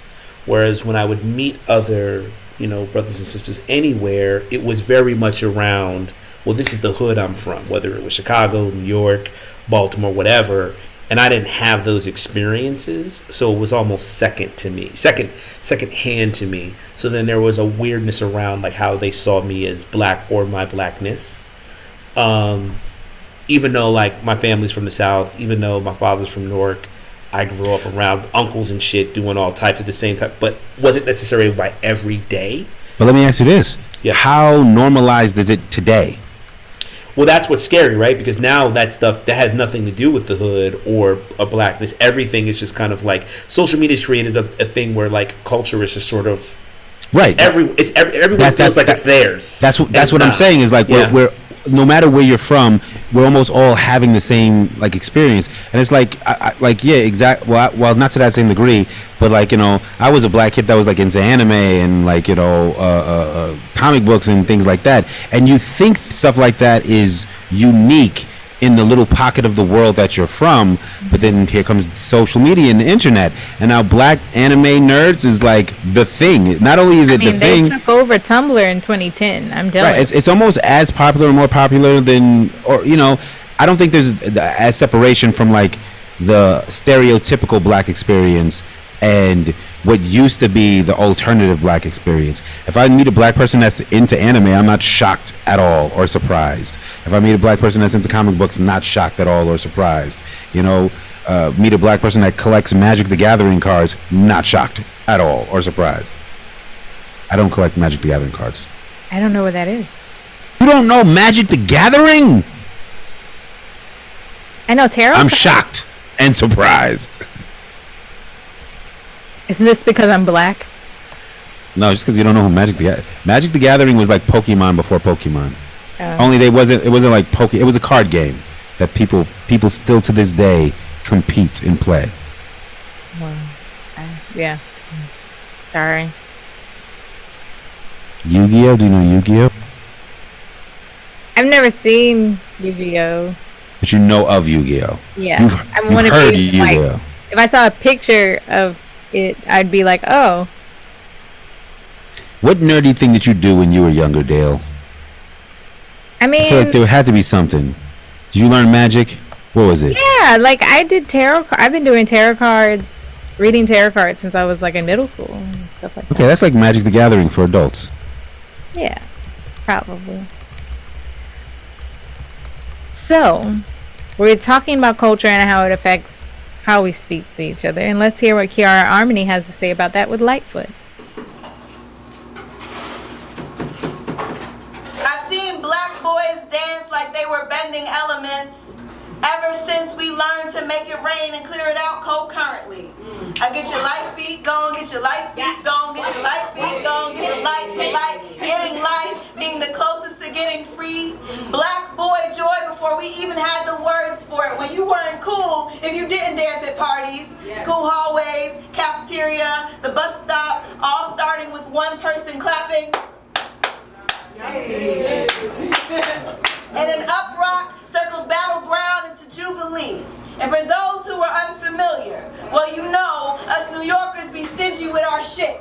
Can never be mass produced or marketed a two-step with a mean mug. The reason why New York kids are so distant and closed off. I say 5 G's and they ask me what I'm counting. I say Harlem Shake. They do that dance from Weekend at Bernie's. I say dead ass, and they laugh like they don't know I'm actually being dead ass. All they know is subway car acrobat and black boy being criminal for that, but I know this is me. The swag and the steez and the substance and all of it. Black children coddled like babies yet try it as a dope all at the same time. Who speak even if we weren't spoken to. And we get loose and we show time, feet and quick contact with the ground, but not running away from anything. The 5 G's, the Aunt Jackie, the infamous namesake Harlem Shake. Here is where it all starts, and this is for the kids with heavy hearts and light feet. That was Kiara Armony with Lightfoot. And she talked about a bunch of things. We've talked a bunch of things that we've already talked about, right? Like culture, being young, the way we talk with the people of our own culture. And do you communicate with others in the same way as you did when you were younger? And what's changed and what has stayed the same? I'm still direct. I'm still very direct. And, you know, our friend Tume said it really well. And he said, you know, Jen's not quiet. She's just sizing you up. And it's very true. It's just much more about how much do I want to engage. And part of it is because I moved around a lot.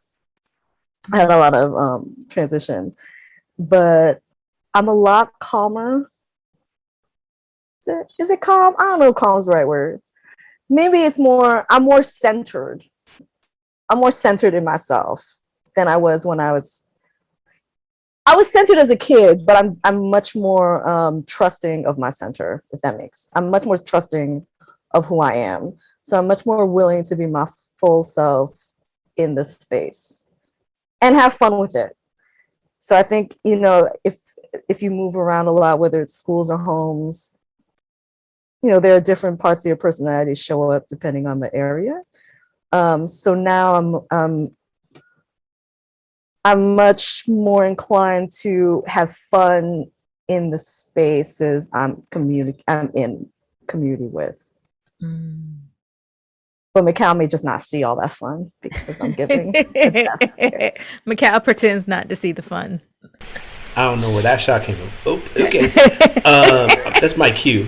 I'm similar to Jen in the sense of I've always been direct. I don't think that's changed. I think what has changed, I'm more measured. I've learned how to be direct and say it more ways, and that's taken time.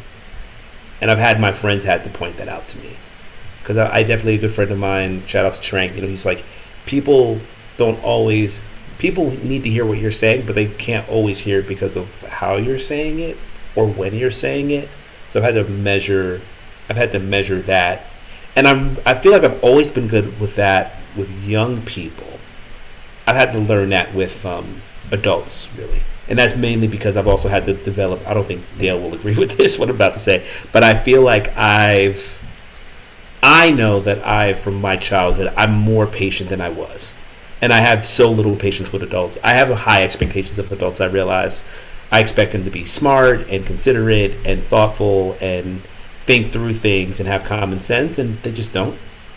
Yeah, not everyone's. They really not don't. everyone recognizes their traumas and their privileges or their inner child. They just fucked up and they walking through life like, I'm good. And like, nah, everyone else knows you're fucked up. Yeah. So my expectation is like, oh, you're gonna like someone in your life gonna tell you, or you're gonna come to or you're gonna lose some things, and you're gonna start that journey.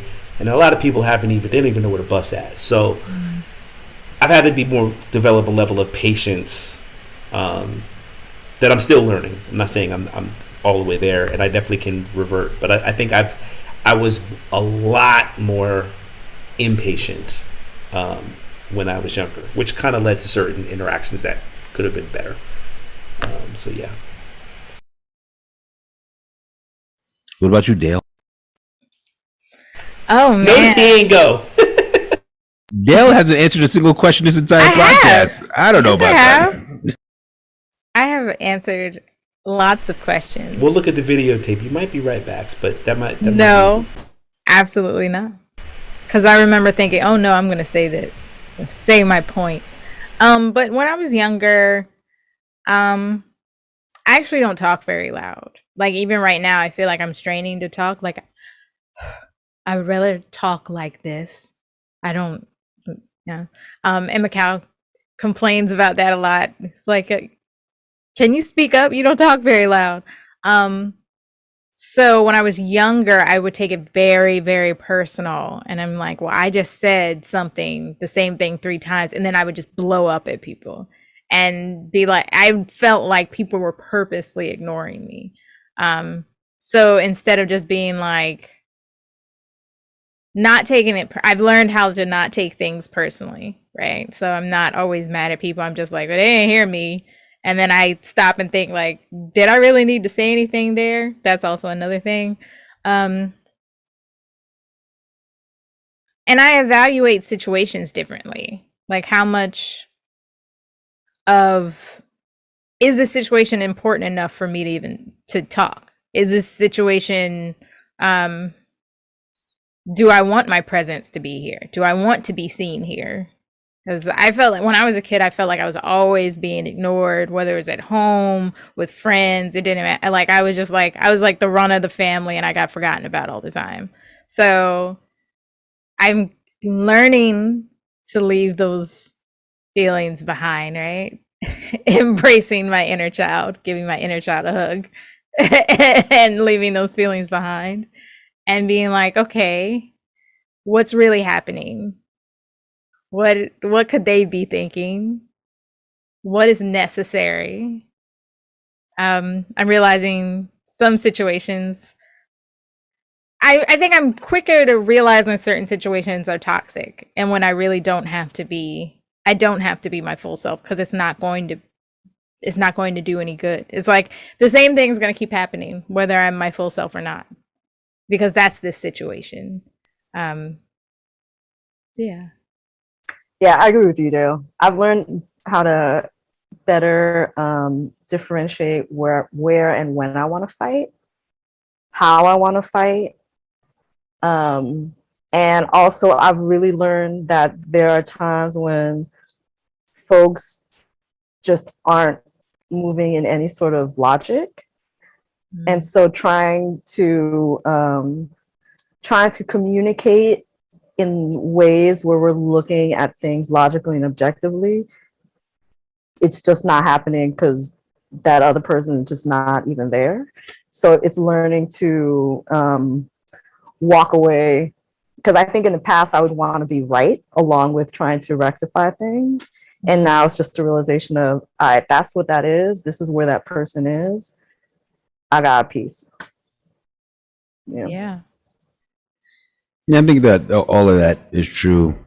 I think to take a word that Mikhail said is my expectations have changed depending on my relationship with people. I think I expect more out of my closer relationships and less out of relationships that like haven't established themselves already. You know, I feel like maybe when I was younger, I didn't know who was going to be like in my life forever, or you know. So it's like you go into every relationship like wanting to make a connection, wanting to like get to know this person or like let them get to know you, and maybe not every relationship, but like a lot of them. Like now it's like I have a core group of friends. I have people who love me. So now when I meet people or I'm in conversations, I'm like, hey man, if we don't connect, if it's an effort for me to like know you, we don't got to know each other. It's fine, you know. There's no love lost. I'm not, you know, I don't need a foundation of friends. I already have that. But from the established foundation, now I have expectations of like, yo, we've been through years together. We've like you know me and I know you. So it's like maybe expectation is the wrong word, because maybe it's like confidence. I have a confidence in these people that they will be there for me because they have been in the past, and, you know, have proven to continue to be in the future. That, and I think I like have a different value for my contribution to things, and to say that like when I was younger, I felt like I had all these important things to say, and it was like all this insight, and I had to say it at every opportunity that I possibly could get. Like, you guys need to hear this, you guys need to know this. And like now I'm like, I've got some things to say, but maybe not this time. You know what I'm saying? Like, I don't have to be involved in this conversation. Like so often, even social media, like when I was in my 20s, like that's when Facebook and Twitter were popping. So it's like, oh, I get to spew my thoughts out into the ether over and over again. Hell yes. Now I think about it, like I'll write something and I'll just erase it, and I'm like, nobody needs to know what I think about this. Nobody needs to know like this hot take or this take isn't necessary, you know. And I don't think it's because I don't think it's because I value myself less, but I am more deliberate on when I add my value to something. Yeah. Thank you for sharing that. So, discussing how we communicate in our relationships, all types of relationships, discussing like where we learned these communication skills from. What would you change about the way we communicate with each other? And that could be like as Americans, it could be as like New Yorkers, it could be just as people of color, it could be as artists. Since I went the last time, I go first this time. I would just like to, I would like people to understand that it's okay to be wrong. I think people not feeling okay with being wrong is one of the biggest hindrances in communication, like just across the board in any language, any community, any setting, like that you know, even in America today, like when you're presented with new information that changes things, it is okay to be like, I was wrong. I see that this is different now, you know? And yeah, that's it. Yeah. Jen, what do you think? One of the things that came up is I appreciate, you know, because we're of the age where we knew life before internet, and where, you know, so there was much more of you were more likely to have a conversation, right? And sometimes now it's it's not sometimes, but it's often the reliance of the speed of the internet. the expectation that a conversation has to be now, without any grace of where the other person's at or where you're at, without the grace of processing conversations, and without responding to shit with like a meme all the time. That a conversation should be more expansive than like a meme about your opinion about love or empowerment, right? Like really having just more in-depth exchanges beyond like the 140 characters or the small thing, like however long TikTok reels and shit can last. That's what I miss. I miss sometimes. Sometimes I just don't want to talk to people. Which is also valid. And it's fine, and I'm fine with your meme then. I'd say yes to pretty much everything that's been said, in particular Jen's. I feel most specifically, though, about having in-person, or even like this, right? Like even if we get on a conversation where I can physically see you, and or a phone call where I can hear you, like, and this is someone who writes a lot, like text back and forth is played out even at this point. Social media stuff is even less so. Like I feel like there's so many ways to be passive aggressive and hide in these types of communication that I don't appreciate. So I would love to get back to a point of it, and yes to everything as far as like, again, something I have to practice better, be better at, grace between conversation, knowing where someone's at to talk. But I feel it's important. I feel it's essential for a human connection that we actually talk. Trying to go back and forth with writing stuff, and like, I have a former student of mine, a mentee of mine, who, and I know this about them because I know them so well, they respond in like emojis. And it's easy for that to come across as like, why are you, either being aggressive or being dismissive or being disrespectful. And it's like, because you don't want to communicate, it's hard to know, or like that particular type of communication doesn't really express how you're actually feeling. And it takes so much to get to the point of like, okay, let's talk. Like, okay, you said that you use this sort of laugh cry emoji this way, but as we talk now, it's like what that means is actually how you feel, but you're using that almost like a shield. So I would love for us to get back to a point where we could find the way to like, hey, if you feel a way about something, let's talk, and let's talk when it's good for you and maybe good for me, and maybe when there's some space to sort of like turn the temperature down, but let's talk. Let's not do this back and forth thing. Because I also feel like social media has that immediacy too, where it's hard to just like leave something up and like sit with it and then come back and write anyway. Macau, pause real quick. So you're saying I don't need to block or run up on laugh cry emoji person? That's what you're saying? Because I was ready the last time. Don't do that. Don't do that. I was like, I met you. Don't. And we're gonna have some words. Don't do that. Don't do that. I got that. It's fine. Don't do that. Okay. Don't do that. But yeah, I mean, like, and I've said this to folks. I was like, if you don't have my number or at least my email, then it doesn't really matter what you're really saying to me. Like, I actually get upset when I get into discussions where there's an issue, and it's like, you could have just called me, Like if you felt a way about what I'm saying or doing, just call me.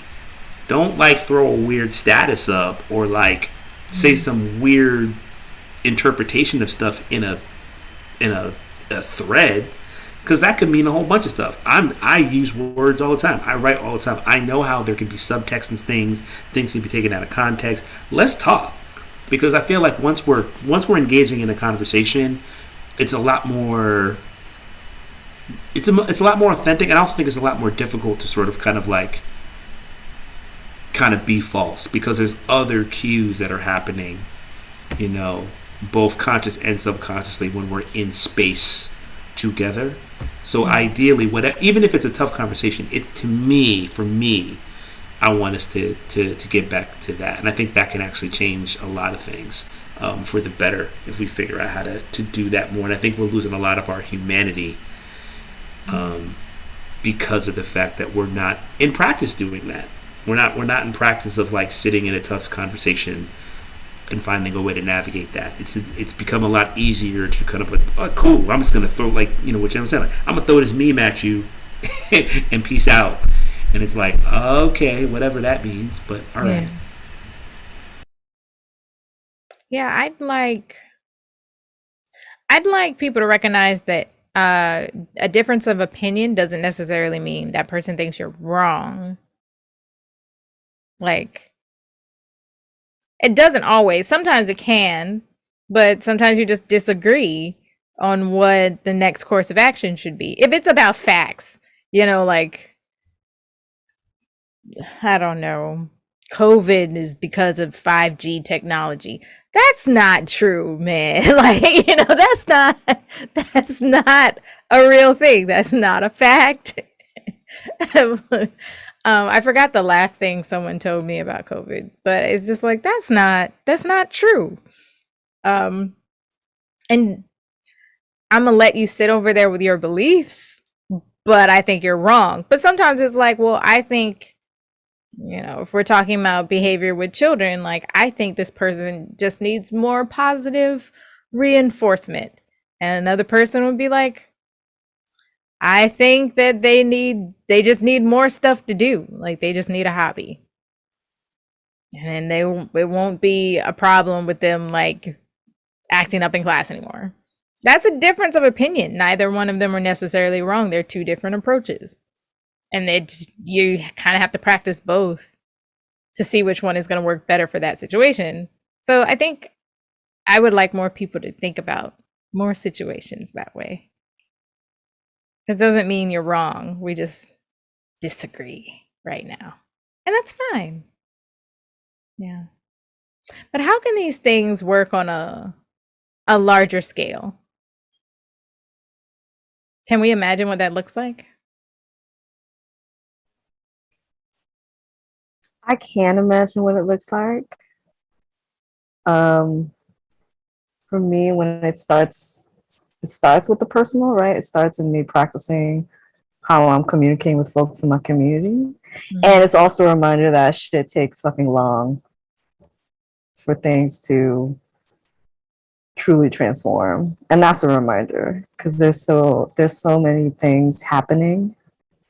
Mm-hmm. And there's a lot of, don't get me wrong, there's a lot of things policy-wise, structural changes that can be changed immediately, that should be changed immediately. But in terms of learning to communicate and learning each other's love languages, even on a communal level, right? It's the reminder that it takes a long time, right? Because we're undoing so much. There's so many folks who still live in trauma. And so it's it takes that time and being willing to be in that sometimes. Yeah. And then when I'm not willing to be in that. Yeah. And then stepping away. Very good points.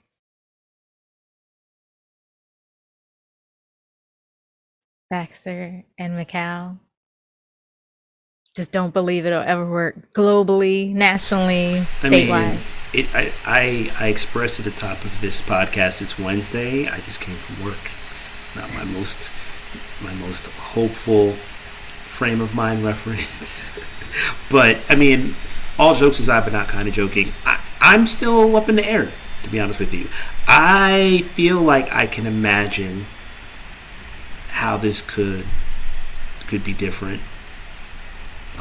It is rooted in pretty much what Jen said, but I have little faith that people, because it's hard, because we're talking about relationships. I think people don't understand how much work, and not even just work, but effort to maintain a relationship is. And I'm not just talking about a love relationship or an intimate relationship. Any connection with another human being requires a level of vigilance and patience that has to be consistent, right? Doesn't mean you have to be perfect, but consistent.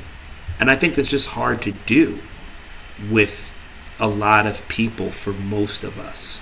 So I'm beginning to have, especially with, or in addition to it, especially because of all of the distractions of modern life, not just the social media, but the way in which we have to kind of operate with our work lives, work-life balance, the pressures. You're muted. Oh, sorry. The pressure of just like things that cost in general, and just how serious things are in the world and how immediate the dangers are. I think it's hard for people to practice that with large amounts of people, let alone even just like maybe the handful of people that are directly in their lives. So I hate to sound jaded, but I can imagine how it could work, and I can see how it could work, but I don't know if we as a large society collectively feel that invested and willing to do it, because it is a lot of work and effort. If it could start with just your family and your friends, and we could just get to that point, that would be a huge thing. But I mean, as educators and in our own lives, I'm sure, I don't want to, TMI anybody or say anything, but like we have relationships in our own lives and with young people we see where it's crucial for them to kind of develop that with just the people that they live with, and they cannot. So it's like, if we can't do that, if we can't put that work and effort there, how can I feel, me personally, feel faith that we can extend that to a neighborhood, extend that to a city, and I hope we can, but I'm losing some faith that that's possible. But I think that's what needs to happen is finding how to do that in our regular every day with every relationship that has some real meaning for us. So we'll see. Thank you. I think things have changed and will continue to change. I don't know if these specific things will ever be implemented on a wide scale, but I will say I'm optimistic about the power the internet has had on making people aware of different experiences. I think we're coming out of the wild west of the internet. Like, the internet changed everything, and anything goes on the internet was the rule for a long time. And now things are becoming, I think, slightly more responsible, not by a significant margin, but slightly. But the internet has introduced people into ways of lives that they never were aware of before. And from people's sexual identities to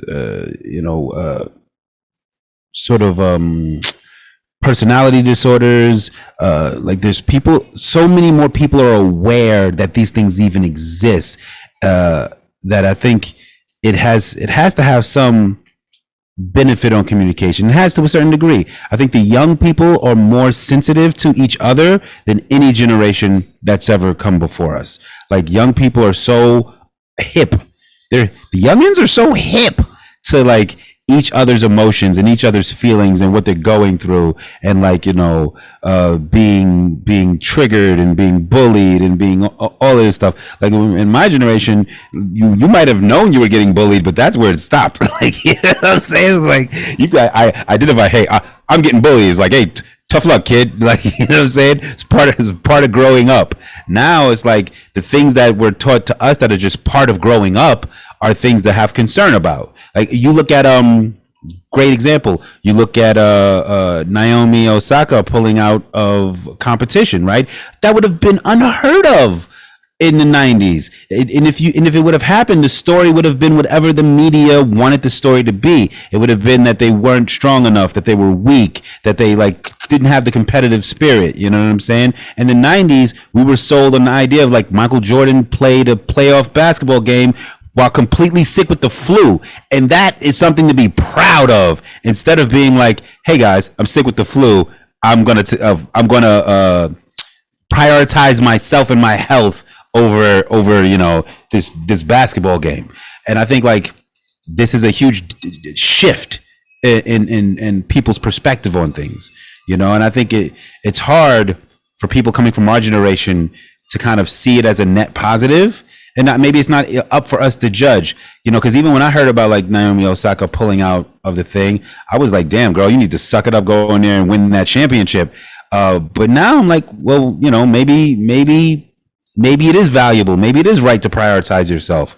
Maybe it is, maybe that's where the world is moving towards, so I do believe that there is a shift in like more honest, more vulnerable communication, more open communication. And I hope, I pray that it's all for a net positive. I guess we all pray for that, for the positivity. We're going to get into our very last video, and before we do that, we're going to say goodbye and our last thoughts. And I would like to hear everyone's last thoughts, including Jade, if she has last thoughts. She's like, no. You had the right to say no. All right. All right. My last thoughts will be that communication is a process. It's not an end result. No matter how good you are at it or bad at it, it is something that you should always be working on. I agree. Thank you for that, Baxter. Mikhail, what are your last thoughts? I'd say my last thoughts are piggybacking on Baxter's little theme. Communication is a process, but I also think communication is a goal. That is the goal. That's a good way to look at it. Thank you. Jen, what are your last thoughts? It's gonna sound so New York snarky, and I don't mean it that way. But my last thought was, I kind of said everything I need to say earlier in this, so I'm good. That's the last thought. You good? Yeah, I'm good. That's it. Yeah. That's my last thought. Communication is knowing when to stop. Yeah, exactly. That's good. My last thought is, everyone keep growing, keep learning about how to communicate with others and your surroundings and yourself, because that's something we actually didn't talk about in this podcast. Communicating with yourself, because that's usually like the worst relationship you have. But it needs a lot more care than I think every other relationship, because it affects every other relationship. So maybe that's my last thought. Learn how to communicate with yourself, how to love yourself, how to listen to yourself, be your best friend in a healthy way. And then that will affect all your relationships. Yeah. Facts. Thank y'all for being on the panel, for listening to Poets to the People, for being on Poets and the People. And we're going to get into Janique with more. Everyone have a great day. Thank you, Skies Crescent Radio.